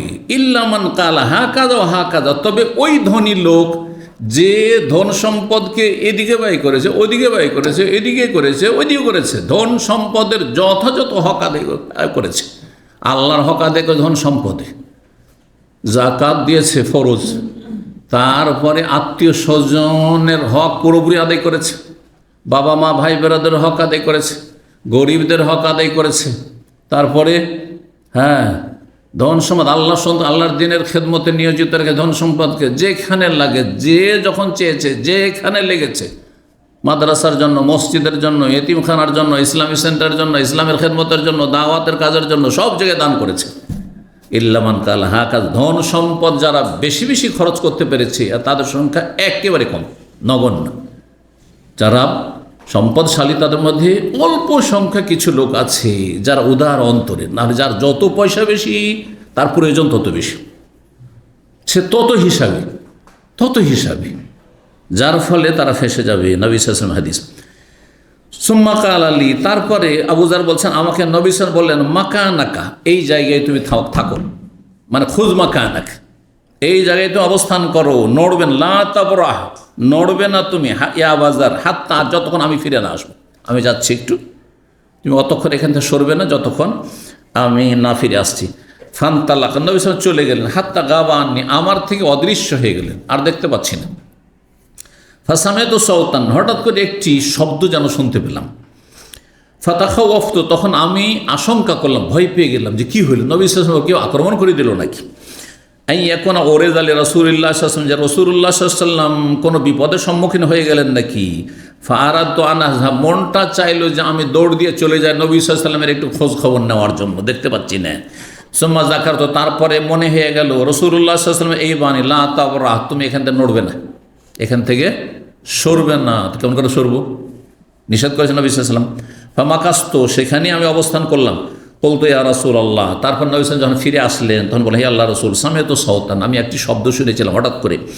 হাসিবতু, তখন আমি ধারণা করলাম, আইয়াকুন ওরেজা লাকা, যে আপনার কোনো বিপদ সামনে এসেছেন নাকি, বিপদের সম্মুখীন হয়েছেন নাকি। সুম্মা জাকার তো কাউলাকা, মনটা চাইলো যে গিয়ে চলে যায় দৌড় দিয়ে, কিন্তু আপনার কথা স্মরণে চলে আসলো। ফাকুম তো, তখন আমি থেমে গেলাম, দাঁড়িয়ে গেলাম, আর যাব না। ফাকাল নবী সাল্লাল্লাহু বললেন যে ওই যে আওয়াজটি শুনেছিলে যে কারোর সাথে যেন কথোপকথন হচ্ছে বা কিছু, জাকা জিবরিল, বা কোনো একটা ওইরকম শব্দ হয়েছে, ওহি যখন আসে তখন শব্দ হইতো। জিবরাইল আলাইহিস সালামের আসার, ওহি নিয়ে আসার একটি পদ্ধতি ছিল, যেমন আপনার কোনো লোহার শিকল টেকল থাকে, আর সেটা একটা ঝনকার থাকে, হ্যাঁ, সিলসাতুল জারাস, ঘণ্টা বাজার মতো। তো এইরকম হতে পারে। তো বলছেন যে তিনি ছিলেন জিবরাইল আলাইহিস সালাম, আতানি, আমার কাছে এসেছিলেন একটি ওহি নিয়ে এসে, একটি বিষয় নিয়ে। তার নবী সাল্লাল্লাহু আলাইহি ওয়াসাল্লামের কাছে কোরআন ছাড়া ওহি আসতো। ফাখবারনি, আমাকে জিবরাইল এসে জানালেন, আন্নাহু মান মাতা মিন উম্মতি, আমার উম্মতের কেউ যদি এমন অবস্থায় মারা যায় যে লা ইউশরিকু বিল্লাহি শাইআন, আল্লাহর সাথে কোনো কিছুকে শরীক করেনি, কোনো শিরক নেই, বড় শিরক নেই, ছোট শিরক নেই, এমনটা যদি হয়, দাখালাল জান্নাহ, যদি শিরক মুক্ত হয়ে পুরোপুরি যেতে পারে তাহলে সে অবশ্যই জান্নাতে যাবে। বেনামাজি শিরক করে না, শিরক করে, এটাও শিরক, যে কোনো পাপ করার শিরক, এটাও মনে রাখবেন। বেনামাজি শিরক হচ্ছে কুপ্রবৃত্তির পূজা করা, হ্যাঁ, খেয়াল খুশি জীবনযাপন করা, ইত্তেবাউল হাওয়া, ইবাদাতুল হাওয়া, হাওয়ার পূজা। সুতরাং যে কোনো পাপ করলে মানুষ কি জন্য করে? মন চেয়েছে সেজন্য করেছে, না আল্লাহ চেয়েছেন? হ্যাঁ, রসুল চেয়েছেন? ইসলাম চেয়েছে আপনার কাছ থেকে? কে চাইল? মনটা চাইলো, সে নোংরা ছবি দেখলেন, তাহলে এটা ইত্তেবাউল হাওয়া, এটা এক ধরনের শিরক। এই জন্য বিজ্ঞ ওলামারা বলেছেন যে কোনো গুনাহ হচ্ছে মাসি, যে কোনো আল্লাহর নাফরমানি হচ্ছে এক ধরনের শিরক, সেটা ছোট শিরক হোক অথবা বড় শিরক হতে পারে। ঈমান ভঙ্গ যদি হয় তাহলে বড় শিরক, তাহলে বেনামাজি হওয়া বড় শিরক, আর বড় শিরকের সমতুল্য। আর অন্য অন্য পাপ যেগুলোতে মানুষ ফাসেক হয় সেগুলো ছোট শিরকের মতো। জি, যদি কেউ আল্লাহর সাথে শরিক না করে মারা যায়, ফরজ ওয়াজিব আদায় করে, দাখালা জান্নাত, সে জান্নাতে প্রবেশ করে। কুলতু, তখন আমি বলি, ইয়া রাসূলুল্লাহ, ওয়াইন জানা ওয়াইন সারাকা, একজন মানুষ আল্লাহর ইবাদতবন্দি করেছে, শিরিক করেনি, আর সে যদি জেনা করে, সে যদি চুরি করে, চোর হয়, তবুও জান্নাতে যাবে? তখন ওয়াইন জানা ওয়াইন সারাকা, যদিও জেনা করে থাকে, কখনো যদিও চুরি করে থাকে, তবুও জান্নাতে যাবে। কিন্তু এর মানে এই নয় যে প্রথমখানে যাবে, যাবে কোনো একদিন যাবে, হাজার হাজার শাস্তি পাওয়ার পরে কোনো একদিন যাবে। অথবা গুনাহ করেছিল কিন্তু খালেস অন্তরে তওবা করে সে ক্লিন পরিষ্কার হয়ে গেছে, সেই জন্য প্রথমখানে জান্নাতে যেতে পারবে। বোঝা গেছে? চোর চুরি করে মারা গেল, নামাজি চোর, হ্যাঁ, তারপরে সহি আকিদার চোর, বুঝতে পেরেছেন না? সহি আকিদার জেনাকারী, নাসাউল্লাহ সালামাত ওয়াল আফিয়া। মানে সহি আকিদা বলতে হচ্ছে শিরক, কিংবা সার্বিক দিক থেকে সহি আকিদা নয়, শিরক মুক্ত, মাজার মুক্ত, হ্যাঁ, মূর্তি পূজা মুক্ত, জাদু টোনা মুক্ত, এইসব মুক্ত। তো শিরক বিদআত করেনি, হ্যাঁ, 5 ওয়াক্ত নামাজ পড়েছে, কিন্তু জেনায় লিপ্ত হয়েছে, যদি এই অবস্থায় বিনা তওবায় চলে যায় তো কোনো একদিন জান্নাতে যাবে সাজা শাস্তির পরে। এবার বুঝতে পেরেছেন? আর যদি তওবা করে নেয়, আর সেই তওবা যদি আল্লাহর কাছে কবুল হয়ে যায়, খালেস অন্তর থেকে করে থাকে, শর্ত পুরা করে থাকে, তাহলে আল্লাহ প্রথমখানে জান্নাত দিতে পারে, কারণ গুনাহ মাফ হয়ে গেছে। এবার বোঝা গেছে? কিন্তু এই সংক্ষিপ্ত হাদিস থেকে এটা মনে করবেন না যে জেনাকারী জান্নাতে চলে যাবে সহজে, আর মদখোর জান্নাতে চলে যাবে, আর চোর জান্নাতে চলে যাবে, অত সহজে না, অত সহজে নয় বিষয়টি। কাল ওয়াইন জানা ওয়াইন সারা কুলতো লে জায়েদ, তখন আমি জায়েদকে বললাম। এখন কে বলছেন? কুলতো, এই যে জায়েদের ছাত্র ইমাম আমাশ, ওই জন্য আমি হাদিস সনদ থেকে তর্জমা করেছিলাম। সুলাইমান মেহরান আল আমাশ বলছেন, আমি জায়েদ আমার ওস্তাদ জায়েদ বিন ওয়াহাবকে বললাম, ইন্নাহু বালাগানি, আমার কাছে এই হাদিসটি পৌঁছেছে, আন্নাহু আবু দারদা, এই হাদিসের বর্ণনাকারী আবু দারদা, মানে এই হাদিসটি আমি শুনেছি কিন্তু আবু দারদার মাধ্যমে, আবু দারদা বর্ণনা করছেন আবু যার রাদিয়াল্লাহু তাআলা আনহু থেকে। জি, ফাকালা, তিনি বলেন, আশহাদু, আমি সাক্ষী দিচ্ছি যে লাহাদাসানি, হে এই হাদিস বর্ণনা করেছেন আমাকে, আবু দারদা বলছেন আমাকে এই হাদিসটি অবশ্যই বর্ণনা করেছেন আবু যার রাদিয়াল্লাহু তাআলা আনহু। কোথায়? বির রাবাজা, রাবাজা নামক স্থানে। কাল আল আমাশ হাদাসানি আবু সালেহ আন আবি দারদা নাহওয়াহু, এই যে আবু দারদার নাম এখানে আসেন। কাল আবু শাহবানিল আমাস ইয়ামকুসু ইনদি ফাওকা সালাস, যে ধন সম্পদ আমার কাছে ওহদ পাহাড় সম পরিমাণ থাকবে স্বর্ণ, আর সেটা 3 দিন ধরে থাকবে। কোনো রিওয়ায়াতে 1 দিন রয়েছে, কিন্তু এই সনদে রয়েছে 3 দিনের কথা। আর আমি সেটা দান সাদকা করে শেষ করবো না, এমনটা নয়। নবী সাল্লাল্লাহু আলাইহি ওয়াসাল্লাম রাখতেন না। নবী সাল্লাল্লাহু আলাইহি ওয়াসাল্লাম আগামী দিনের জন্য রাখতেন না, কিন্তু আমি আপনি যদি রাখি তো জায়েজ রয়েছে। তবে ফরজ হকগুলি আদায় করি। আপনার বাপ মা অসুস্থ থাকবে আর আপনি টাকা জমা করে রাখবেন, বাপ মার চিকিৎসা করাবেন না, বাপ মার থাকার ভালো জায়গা নেই, ভালো জায়গা দেবেন না, বাপ মার ভালো পোশাক নেই, পোশাক দেবেন না, বাবা মায়ের খরচা দেবেন না, খাওয়া দাওয়া দেবেন না, আর আপনি টাকা সঞ্চয় করে রাখবেন, এটা হারাম। এইরকমই আপনার ভাই বোন গরিব অভাবী, তারা খেতে পাচ্ছে না, আর আপনি আমোদ ফুর্তি করে খাচ্ছেন আর টাকা জমা করে রাখছেন, এটাও চলবে না। জি, এই বিষয়গুলি বিস্তারিত বিভিন্ন সময় আলোচনা করা হয়েছে, সময় স্বল্পতার জন্য এখানে শেষ করছি। 31 নম্বর অধ্যায় বাবুনি অধ্যায় লা ইউকিমুর রাজুলু রাজুলান মিন মাজলিসিহি। কোনো মানুষ আগে থেকে যদি বসে থাকে কোনো মজলিসে, তাহলে একজন আরেকজনকে উঠিয়ে সেখানে বসবে না, উঠিয়ে বসবে না। ওই রকমের যারা বসে আছে উচিত হবে সেখানে জায়গা করে দেওয়া। নিজে উঠে যাবেন আর বলবেন বসেন বসেন বসেন, এটা করার কোনো প্রয়োজন নেই, বরং ব্যবস্থা করে দেন, ব্যবস্থা করে দেন একটু, হ্যাঁ সেটে বসেন, জি জায়গা করে দেন। এটা হচ্ছে শরীয়তের বিধান। কিন্তু কেউ যদি কারো সম্মানার্থে, বড় ব্যক্তির সম্মানার্থে উঠে যায়, তাহলে সেটা ভালো অবশ্যই। বিশেষ করে যারা এলমের ক্ষেত্রে সম্মানিত, বয়সের ক্ষেত্রে সম্মানিত, মান মর্যাদার ক্ষেত্রে সম্মানিত, আপনার বাপ, আপনার চাচা, আপনার মামা, আপনার দাদা, হ্যাঁ বৃদ্ধ মানুষ, বয়স্ক মানুষ, আর জায়গা দেবেন না আপনি, হ্যাঁ আসবে পরে এসছে সেজন্য আপনি বসে থাকবেন, জায়গা দিয়ে দেবেন, জি। কিন্তু উঠাবে না, বলবেন যে তুমি উঠো, হ্যাঁ তুমি উঠো আমি বসবো, এটা করা যায় না, জি। 6269 নম্বর হাদিস। হাদিস মানে করছেন আব্দুল্লাহ বিন উমর রাদিয়াল্লাহু তাআলা আনহুমা, তিনি বলেন নবী সাল্লাল্লাহু আলাইহি ওয়াসাল্লাম বলেছেন লা ইউকিমুর রাজুলু রাজুলা, কোনো এক ব্যক্তি আরেকজন ব্যক্তিকে যেন উঠিয়ে না দেয় মিন মাজলিসি, তার বসার জায়গা থেকে, বসার জায়গা আছে, সুম্মা ইয়াজলিসু ফিহা, তারপরে সেখানে বসলো, এমনটা করবে না, জি। আমি এইরকম যদিও এটি বিরল দেখেছি, পুরাতন কিছু ছাত্র নিজেকে এত সিনিয়র ভাবতো, হ্যাঁ পরে এসছে, আসার পরে ডেলি যেহেতু এখানে বসে, একজন নতুন লোক এসে বসে গেছে, বলছে আপনি উঠে ওইদিকে বসে, উঠিয়ে দিয়ে তার বসে না, এটা জায়েজ নাই।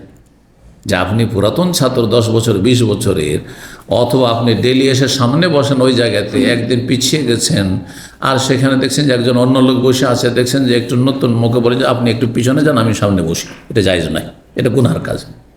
আপনি পরে এসেছেন পিছনে বসেন। হাইসু আনতাহিল মজলিস, সাহাবায়ে কেরাম আদব ছিল যেখানে মজলিস শেষ, জায়গায় বসা শুরু হচ্ছে, সেখানে গিয়ে বসেন, আপনি সেখানে গিয়ে বসেন, জি।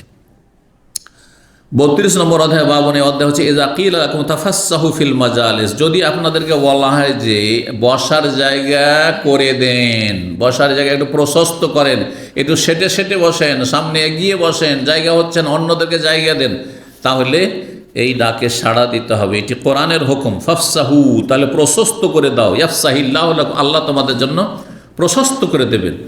আর যদি বলা হয় দায়িত্বশীল পক্ষ থেকে ওয়াইদা কিলাম সুজু ফান সুজু, একটু দাঁড়িয়ে যান, উঠে যান, তাহলে উঠে যাবেন, জি। সূরা মুজাদালা আয়াত নম্বর 11। 6270 নম্বর হাদিস। হাদিস বর্ণনা করেছেন আব্দুল্লাহ বিন উমর রাদিয়াল্লাহু তাআলা আনহু, তিনি বলেন নবী সাল্লাল্লাহু আলাইহি ওয়াসাল্লাম নিষেধ করেন ইউকামার রাজুল মাজলিসি, কোনো মানুষকে তার বসার জায়গা থেকে উঠিয়ে দেওয়া, আর নিষেধ করেছেন ওয়াজলিসু ফি আখার, আর অন্য ব্যক্তি সেখানে গিয়ে বসবে, এমনটা ঠিক না। ওয়ালাকিন তাফাসসাহু ওয়া তাওয়াসসাউ, হ্যাঁ প্রশস্ত করো এবং মানুষের জায়গা করে দাও। আব্দুল্লাহ বিন উমর রাদিয়াল্লাহু তাআলা আনহু মা সম্পর্কে বলছেন ইয়াকরাহু, তিনি অপছন্দ করতেন আইয়াকুমার রাজুল মাজলিসিহি, যে কোনো মানুষ নিজের বসার জায়গা থেকে উঠে যাবে, সুম্মা ইউজিল্লা ইলাসু মাকানু, তারপরে অন্য লোককে বসাবে। কেন আপনি এমন উঠে কেন যাবেন? আপনি বসে আছেন, বসে থাকেন আর জায়গা করে দেন, একটু সেটে বসে যান আর পাশে জায়গা করে দেন। কিন্তু যেমনটা বললাম যে নিজের থেকে কেউ যদি নিজের জায়গা ছেড়ে দেয়, এটা হচ্ছে কি করার, নিজের হক অন্যকে দিয়ে দেওয়া জায়েজ আছে। আপনার ভাতের থালা আপনি রেডি করেছেন খাওয়ার জন্য, আর হঠাৎ করে একজন মেহমান এসেছে, দেখছেন যে আমি যদি খাই তাহলে মেহমানের হবে না, আপনি না খেয়ে থেকে যদি খাওয়ান তো জায়েজ না? ঠিক ওই রকমই আপনার জায়গা আপনি বসে গেছেন, দেখলেন যে একজন আসলে আমার চাইতে সিনিয়র, আর নিজে থেকে উঠে গেলেন, ভাই আপনি বসেন, আমি পিছনে বসুন, জায়েজ আছে। কিন্তু ওনার জন্য জায়েজ না, যিনি এসেছেন যতই বড় ব্যক্তি হোক না কেন, যে আপনি ওঠেন আমি বসবো, এটা বলা জায়েজ না, এটা আমার জন্য জায়েজ না, জি। 33 নম্বর অধ্যায়, বাবু মান কামা মিন মাজলিসিহি আও বাইতিহি। এই অধ্যায় হচ্ছে কোনো ব্যক্তি যদি নিজের বসার জায়গা থেকে উঠে যায় অথবা নিজের বাড়িতে বসেছিল উঠে যায় মেহমানের সাথে, ওয়ালাম ইয়াস্তাজিন আসহাবাহু, সাথী সঙ্গীরা ছিল তাদের কাছ থেকে অনুমতি না নিয়ে, তো জায়েজ কিনা? হ্যাঁ, আমার বাড়িতে কিছু মেহমান এসে বসে আছে, হ্যাঁ, বৈঠক রুমে, হ্যাঁ, আর বৈঠক ঘরে, বৈঠক রুম আধা আধি হয়েছে, অর্ধেক ইংলিশ অর্ধেক বাংলা হয়ে যাচ্ছে, তাই না? আমি চাইছিলাম বাংলা বলবো, সেই জন্য বলছি যে বৈঠক ঘর। জি, বৈঠক ঘরে মানে বসার ঘরে। তো বসার ঘরে বসে আছে আর দেখছি যে এরা যাচ্ছে না, সুতরাং আমি একটু উঠে এদিক ওদিক চলে গেলাম, তো যাই যাচ্ছে, অনুমতি নিতে হবে তাদের কাছে জরুরি না। অথবা আমার কাজ আছে, ভিতরে গেলাম, কখন একটু বাইরে গেলাম, হ্যাঁ, নিচে থেকে কিছু সামান নিয়ে আসতে হবে, নিয়ে আসলাম, যাই যাচ্ছে। হাদিস নিয়ে আসছেন আনাস বিন মালিক রাদিয়াল্লাহু তাআলা, হাদিসের আগে এসেছেন, লম্মা তাজাওয়াজা রাসূলুল্লাহ সাল্লাল্লাহু যখন বিয়ে শাদী করলেন যায়নাব বিনতে জাহাশকে, দাআন্নাস, লোকজনকে ওলিমার দাওয়াত দিলেন, তাইমও তারা খাওয়া দাওয়া করলো, সুম্মা জালাসু ইয়াতাহাদ্দাস, তারপরে বসে কথাবার্তা বলতে লাগলো, কালা ফাআখাযা কান্নাহু ইয়াতাহাইয়া, নবী সাল্লাল্লাহু আলাইহি ওয়াসাল্লাম তাড়াহুড়া করছেন যে ওলিমার দাওয়াত খাইলাম, এরা বিদায় নেবে, তারপরে হ্যাঁ নববধূর সাথে হ্যাঁ দেখা করবো, সাক্ষাৎ করবো, স্বাভাবিক। ফালাম ইয়াকুমু ফাকান্নাহু, বলছেন ফাআখাযা, নবী সাল্লাল্লাহু আলাইহি ওয়াসাল্লাম তখন ইয়াতাহাইয়া লিল কিয়ামে, যেন তিনি প্রস্তুতি নিচ্ছেন কিসের দাঁড়াবার, অর্থাৎ দাঁড়াবার ভাব প্রকাশ করছেন। মানুষের দিকে তাকালে বোঝা যায় যে উনি করতে কি চাইছেন, উঠতে চাইছেন, হ্যাঁ, উঠে যেতে চাইছেন, বোঝা যায়। তা নবী সাল্লাল্লাহু আলাইহি ওয়াসাল্লাম যখন যেন দাঁড়াবার ভাব প্রকাশ করছিলেন, ফালাম ইয়াকুমু, কিন্তু এইটা দেখে ওরা কয়েকজন যে বসেছিল উপলব্ধি করলো না, তারা দাঁড়ালো না। ফালাম্মা রাআ যালিকা, নবী সাল্লাল্লাহু আলাইহি ওয়াসাল্লাম যখন দেখলেন যে এরা তো উঠছেই না, বসে গল্প করতেই আছে, কামা, তখন উঠে গেলেন। ফালাম্মা কামা কামা মান কামা মাহু, যখন নবী সাল্লাল্লাহু আলাইহি ওয়াসাল্লাম পুরো উঠেই গেলেন, তখন কয়েকজন একটু হ্যাঁ হুঁশিয়ার লোক ছিল, তারা তো উঠেই গেল। মিনান্নাস বাকি আসার, কিন্তু 3 জন লোক বসে থেকেই গেল। কিছুর একটু মোটা হুঁশ থাকে, থাকে না? সবাই কি একই হুঁশের থাকে না? সবাই এক হুঁশের থাকে না। মোটা হুঁশ বুঝেন না, মানে বুঝে একটু কম, হ্যাঁ, সূক্ষ্ম বুঝটা নাই। বাকি আসা 3 জন লোক বসে থেকেই গেল। ওয়াইন্না নাসা যা, নবী সাল্লাল্লাহু আলাইহি ওয়াসাল্লাম আসলেন লিয়াদখুলা, ভিতরে প্রবেশ করার জন্য, ফাইজাল কওমু জুলুসুন, কিন্তু লোকেরা বসে আছে। সুম্মা ইন্নাহুম কামু ফান্তালাকু, তারপর কিছুক্ষণ পরে তারা চলে গেল। কালাফা, যেহেতু আনাস বলছেন আমি আসলাম, ফা আখবারতুন নবী সাল্লাল্লাহু আলাইহি ওয়াসাল্লাম যেহেতু বাইরে চলে গেছে, অন্য হাদিসে কি রয়েছে, মা আয়েশার হ্যাঁ ঘরের দরজা পর্যন্ত চলে গেছে, 2 বার করে যাচ্ছেন, প্রথমবার গেছেন ঘুরে আসছেন, তারপরও যায়নি, আবার গেছেন, আবার যখন ফিরে আসছেন, আনাস বলে ইয়া রাসূলুল্লাহ এখন গেছে ওরা। আনাস বলছেন নবী সাল্লাল্লাহু আলাইহি ওয়াসাল্লাম আমি জানিয়ে দিলাম যে আন্নাহু কাদ ইনতালাকু, এই 3 জন লোক যে বসেছিল এরা চলে গেছে। ফাজা, নবী সাল্লাল্লাহু আলাইহি ওয়াসাল্লাম হাত্তা দাখাল, আর তারপরে ভিতরে ঘরে প্রবেশ করলেন। ফাজাহাবতু আদখুল, ছোট ছেলে, উনি ভাবছেন নবী সাল্লাল্লাহু আলাইহি ওয়াসাল্লাম প্রবেশ করলেন তো আমিও ভিতরে যাই, খেদমত করব, কোনো কাজের প্রয়োজন হবে হয়তো। ফারখাল হেজাব বাইনি ও বাইনহু, নবী সাল্লাল্লাহু আলাইহি ওয়াসাল্লামের পিছনে পিছনে তিনি ঢুকতে চাইছিলেন। নবী সাল্লাল্লাহু আলাইহি ওয়াসাল্লাম তখন পর্দা উপরে উঠানো ছিল, পর্দাটি কি করলেন, আমার মাঝে আর তার মাঝে ঝুলিয়ে দিলেন, হ্যাঁ, পর্দা টেঙে দিলেন। পর্দা যখন ফেলে দিলেন তার মানে তুমি ভিতরে আর আসিও না। ওয়ানজাল আল্লাহ তাআলা, এই মর্মে আল্লাহ আয়াত নাযিল, একটা হেজাবের আয়াত, আর তার সাথে কোনো বাড়িতে দাওয়াত খেতে গেলে খেয়ে দিয়ে চলে আসো, পাকশাকের অনেক আগে চলে যাবে না, যখন পাকশাক মোটামুটি প্রস্তুত হয়েছে তখনই যাবে, আর খাওয়া দাওয়া করার পরে বেশিক্ষণ বসেও থাকবেন না। ইয়া আইয়ুহাল্লাযীনা আমানু, হে ঈমানদার, লা তাদখুলু বিয়ুতান নবী, তোমরা নবী সাল্লাল্লাহু আলাইহি ওয়াসাল্লাম বাড়িতে প্রবেশ করবে না, ইল্লা ইউযানা লাকুম, তবে তোমাদের অনুমতি দেওয়া হলে। আর যখন প্রবেশ করবে, হ্যাঁ, তখন আগে থেকে ওয়ালা মুস্তানে কি বোঝা, আল্লাহ বলছেন ইল্লা ইউযান ইলা তুআমিন গায়রা নাযিরিনা ইনা, এলা তো আমিন গায়রা নাযিরিন, খাবারের জন্য যদি দাওয়াত দেয়, অনুমতি দেয়, তাহলে প্রবেশ করো। গায়রা নাযিরিনা ইনাহু, ইনাহু মানে পাকশাক, পাকশাকের অপেক্ষায় না যে এখন ভাত তরকারি রান্না করতে আরও 1 ঘন্টা লাগবে, 1 ঘন্টা আগে থেকে বসে আসেন, এমনটা না। উচিত যখন দাওয়াত দেবে জিজ্ঞাসা করবেন, টাইমটা জিজ্ঞেস করবেন। আইডিয়াতে আপনি হয়তো 12টার সময় বা 1টার সময় দুপুরে খান, আর আপনি ভাবছেন যে 1টার সময় তো আমি আমার বাসায় খাই, তো চলে যাই, আর কি জিজ্ঞাসা করবো, গিয়ে 12:30 1টায় যে জোহর নামাজ পড়ছেন ওর বাসার কাছে, আর ও বাঙালি তরিকে ও 4টার সময় খাবে, বা আরবি তরিকে, খালি বাঙালি বলে তো ভুল হবে, অধিকাংশ বাংলাদেশি ফ্যামিলি এখানে যারা থাকে ওরা 3টা থেকে 4টায় খায়, জোহর পর্যন্ত ঘুমায়, আর তারপর পাকশাক শুরু করে। রাগ করবেন না কেউ, কিন্তু এটা বলছি আমি এখানে দীর্ঘদিন আছি বলে। ব্যতিক্রম আমার আলহামদুলিল্লাহ, জোহর হইল, খাওয়া দাওয়া রেডি আছে, বুঝতে পারছেন। আর আরবদের দুপুর খাওয়াটাও ঠিক ওই রকমই, এরাও খাওয়া ঠিক, খেয়ে দিয়ে আসরে নামাজ পড়তে যায়, খেয়ে দিয়ে আসর পড়তে যায়। তো কথা হচ্ছে যে যেই দেশে আছেন, যেই পরিবেশে আছেন, বা যেই বাড়িতে দাওয়াত খেতে যাচ্ছেন, একটু কনফার্ম হয়ে যাবেন যে খাবার দাবার রেডি হয়েছে কি না। না হলে খাওয়ার জন্য পেটকে খালি করে দিন 12টা 12:30টায় গিয়ে পৌঁছে গেছেন, আর খাবার 3টার সময় প্রস্তুত হচ্ছে, অবস্থাটা কি হবে? মাথা খারাপ হয়ে যাবে আপনার, তাই না? কারণ আগে থেকে মন মানসিকতা কি তৈরি হয়েছে, হ্যাঁ, যে খাওয়া দাওয়াই পাচ্ছি, পেরেশান হয়ে যাবেন আপনি। যার ফলে জিজ্ঞাসা করে যেতে হবে। গায়রা নাযিরে না, পাকশাকের অপেক্ষা করবেন না, যখন পাকশাক হয়ে যাবে তখন খাও দাও, হ্যাঁ, ওয়ালা মুস্তানিসি আলি হাদিস, আর গল্প গুজবে মেতে থেকে যাবে না। ফাইজা তাইমতুম ফান্তাশিরু, যখন খাওয়া দাওয়া হয়ে গেছে তখন নিজ নিজ কাজে ছড়িয়ে পড়ো। ইন্না যালিকা কানা ইউজিন নবী, এতে হবে কি নবী সাল্লাল্লাহু আলাইহি ওয়াসাল্লামকে কষ্ট হবে। হ্যাঁ, তিনি লজ্জা পাচ্ছেন তোমাদেরকে চলে যেতে বলতে, হ্যাঁ, আল্লাহ লজ্জা পান না, সুতরাং খাওয়া দাওয়া শেষ, বিদায় নাও। জি, 34 নম্বর অধ্যায়ে বলছেন বাবুল ইহতিবাই বিল ইয়াদি ওয়া হুয়াল কুরফুসা। এই অধ্যায় হচ্ছে ইহতিবা সম্পর্কে। ইহতিবা হচ্ছে 2 হাঁটু খাড়া করে 2 হাত বেড় দিয়ে নিতম্বর উপর বসা। হ্যাঁ, নিচে কেউ বসে দেখাবে, হ্যাঁ, 2 হাঁটুকে কি করবেন? খাড়া করবেন। মাশাআল্লাহ, রেডি হয়ে গেছে।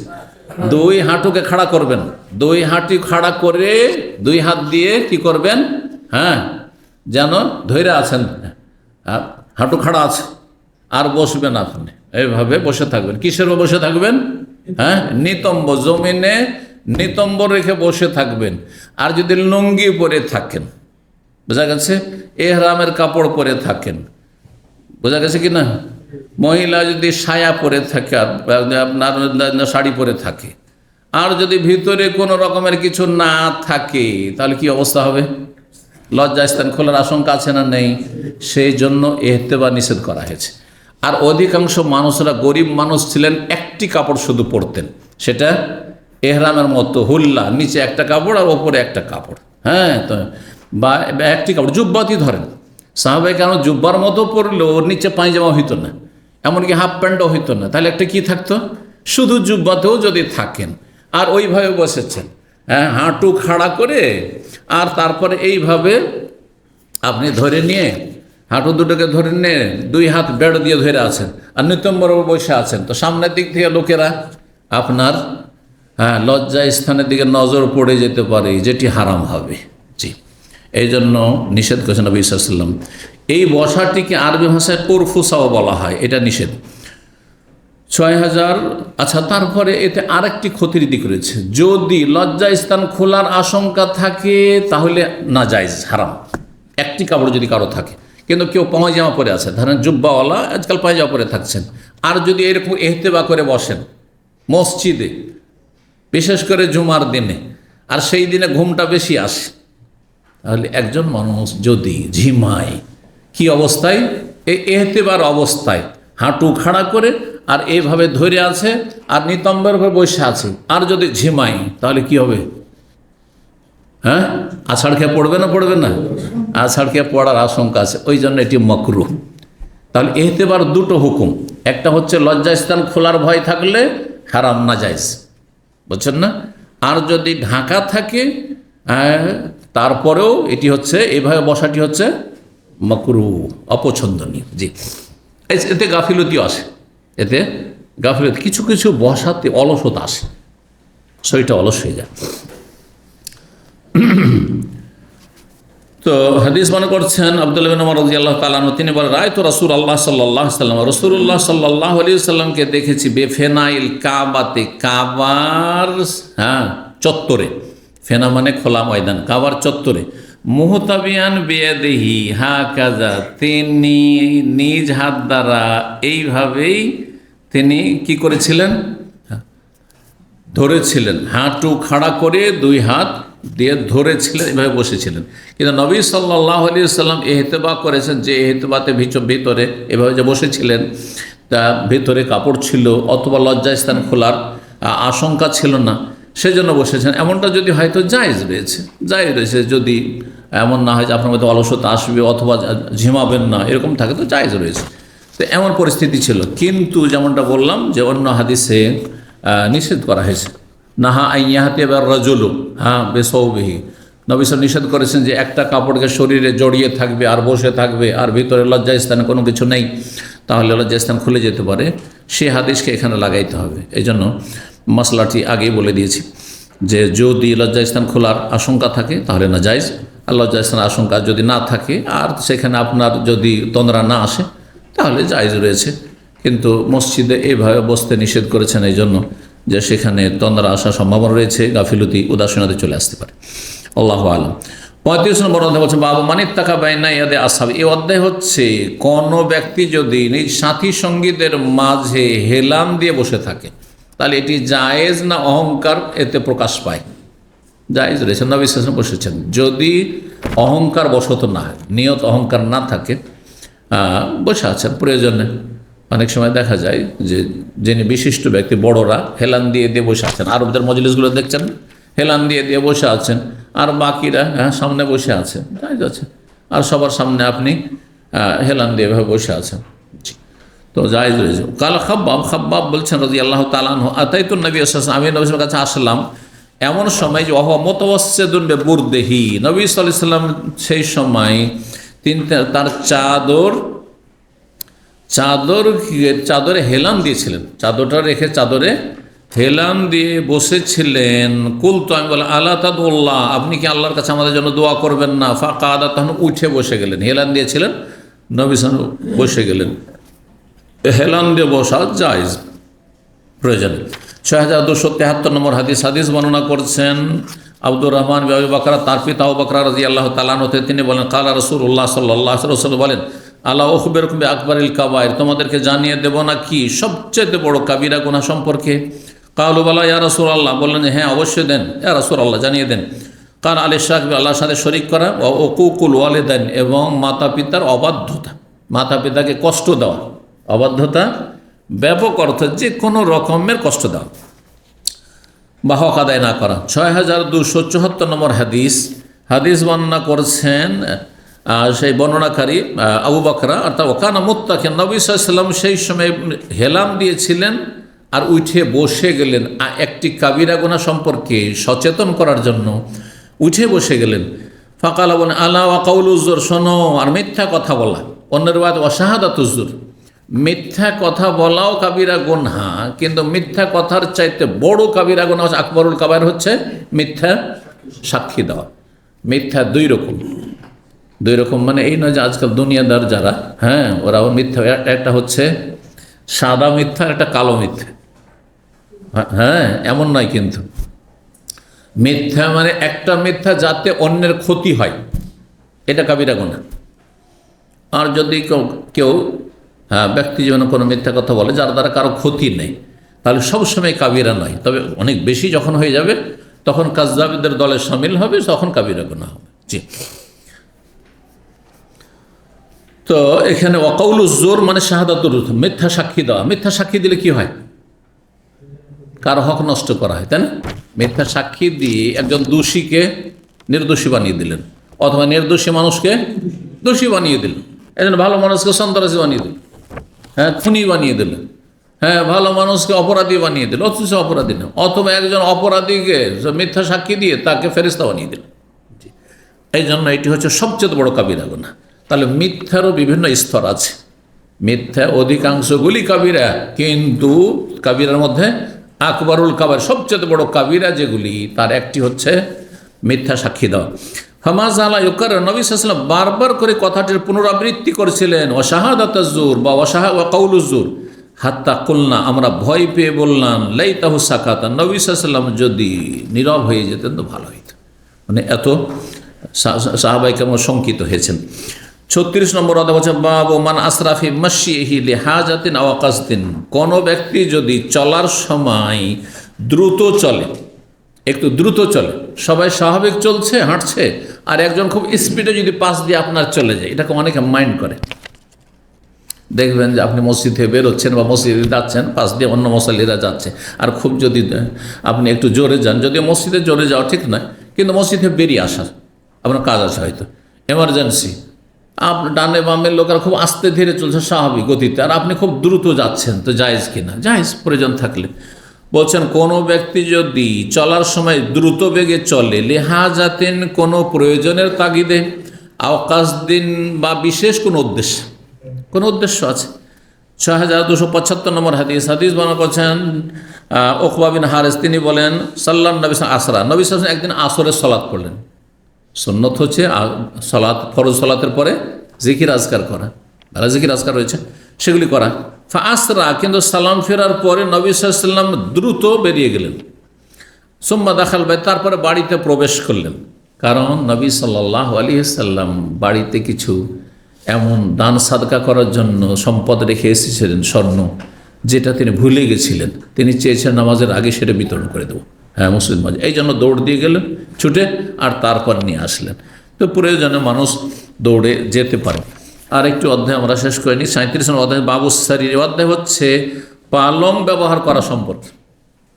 মাটিতেই শুইতে হবে না কেউ পালংকে খাটে শুইতে পারবে, হ্যাঁ, এর বৈধতা জায়েজ রয়েছে। 6000, এটি বিলাসিতা না, এটি বিলাসিতা নয়। 6000, কিন্তু যদি এটার জন্য অপচয় করা হয়, জানেন একটি বেডরুম কত টাকার হয়? কারো এই সম্পর্কে আইডিয়া আছে? কিছু কিছু বেডরুম, হ্যাঁ, সাধারণ দেশে পাওয়া যায় না, কোথায় সে আমেরিকা থেকে অথবা কোথায় আর অন্য কোনো দেশ থেকে, হ্যাঁ, অর্ডার দিয়ে নিয়ে আসতে হয় একটি বেডরুম, বুঝছেন তো, যাতে আপনার খাট থাকবে, হ্যাঁ, আলমারি থাকবে, আরও যেগুলো সরঞ্জাম আজকালকার বেডরুমে যা ব্যবহার হয়ে থাকে সেগুলি থাকবে। হ্যাঁ, অনেকে বছর বছর পাল্টায়, অথচ সুন্দর হয়ে আছে, এগুলি বিলাসিতা। হ্যাঁ, সুন্দর আছে, তারপরে পরিবর্তন করছে, বিলাসিতা। হ্যাঁ, সোফা প্রতি বছর বা 2 বছর পর পর পরিবর্তন করতে হবে, বিলাসিতা, কত সুন্দর হয়ে আছে। হ্যাঁ, এইরকমই অনেক টাকা দিয়ে, হ্যাঁ, ব্যয়বহুল, অনেক পয়সা দিয়ে যদি কেনেন আপনি, যদি ধরেন কেউ যদি 2000, 4000, 5000 এর মধ্যে রাখে, ঠিক আছে, কিন্তু কোনো আইডিয়া আছে? কেউ শুনেছেন কত টাকার বেডরুম হয়? আজকে থেকে 15 বছর আগে শুনেছি 50,000 রিয়াল, 50,000 বেডরুম। তাহলে অপচয় না এটা? অবশ্যই এরা শয়তান ভাই, এত টাকা যে খরচ করে যারা বিলাসিতা করে। কোন একজন, হ্যাঁ, মহিলার কথা শুনেছিলাম, যার একটা শাড়ির দাম 40 লক্ষ টাকা, বলবো না, নাম বলবো না, কথা বুঝতে পেরেছেন? আল্লাহ মাফ করুক, আল্লাহ হেফাজত করুক এসব থেকে। এর চেয়ে বড় অপচয় কী হতে পারে যে একটা শাড়ি 40 লক্ষ টাকা। 6276 নম্বর হাদিস মনে করছে মা আয়েশা রাদিয়াল্লাহু তাআলা আনহা, তিনি বলেন কানা রাসূলুল্লাহ সাল্লাল্লাহু আলাইহি ওয়াসাল্লাম ইউসাল্লি ওয়াস্তাসসারি, নবী সাল্লাল্লাহু আলাইহি সাল্লাম খাটের মধ্যখানে সালাত আদায় করতেন। তাহলে বোঝা গেল নবী সাল্লাল্লাহু আলাইহি সাল্লামের, হ্যাঁ, রুমে একটা খাট ছিল, আর খাটের উপরে নামাজ পড়েছেন। তাহলে খাটের উপর নামাজ পড়া যাবে যদি স্থির থাকে, যদি স্থির না থাকে, অনেক সময় থাকে আপনার নরম স্পঞ্জ, আর আপনার, হ্যাঁ, খুশু নষ্ট হচ্ছে, তাহলে ঠিক নয়। ওয়ানা মুস্তাজাতুন বাইনাহু ওয়া বাইনাল কিবলা, সেই সময় আমি চিত হয়ে শুয়েছিলাম তার মাঝে এবং কিবলার মাঝে। আলাদা এমন জায়গা ছিল না যে নবী সাল্লাল্লাহু আলাইহি ওয়াসাল্লাম আলাদা হয়ে সালাত পড়বেন, এতটুকু জায়গা যে কোনো রকম 2 জন ঘুমাবার জায়গা আছে, ওই জায়গায় উঠে নবী সাল্লাল্লাহু আলাইহি ওয়াসাল্লাম তাহাজ্জুদ পড়ছেন।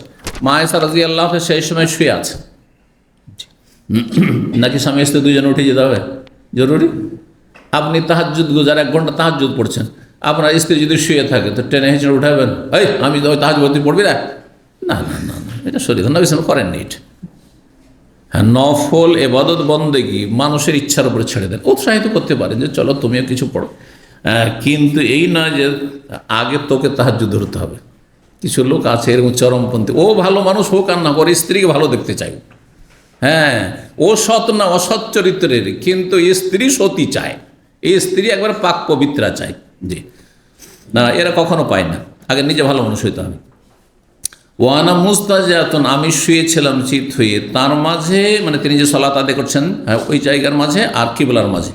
তা কোন লিয়াল হাজাত, আর হঠাৎ করে আমার হয়তো প্রাকৃতিক কোনো প্রয়োজন হতো যে বাইরে যাব, তো ফাকরাহু আন আকুম, তার সামনে উঠে যদি বসি, তো সামনে উঠে নামাজ পড়ছেন আর তার সামনে বসে যেতে হইল। তো এমনটা না করে কি করতাম, হ্যাঁ আস্তাক বেলো, যদি তার সামনে উঠে আমি বসে যাই তাহলে মুখোমুখি হয়ে যাবেন, তিনি সালাত পড়ছেন আর তার সামনে উঠে আমি বসলাম, এমনটা না করে ফানসাল্লো ইনসেলালান, তো বলছেন যে আমি তখন কি করতাম,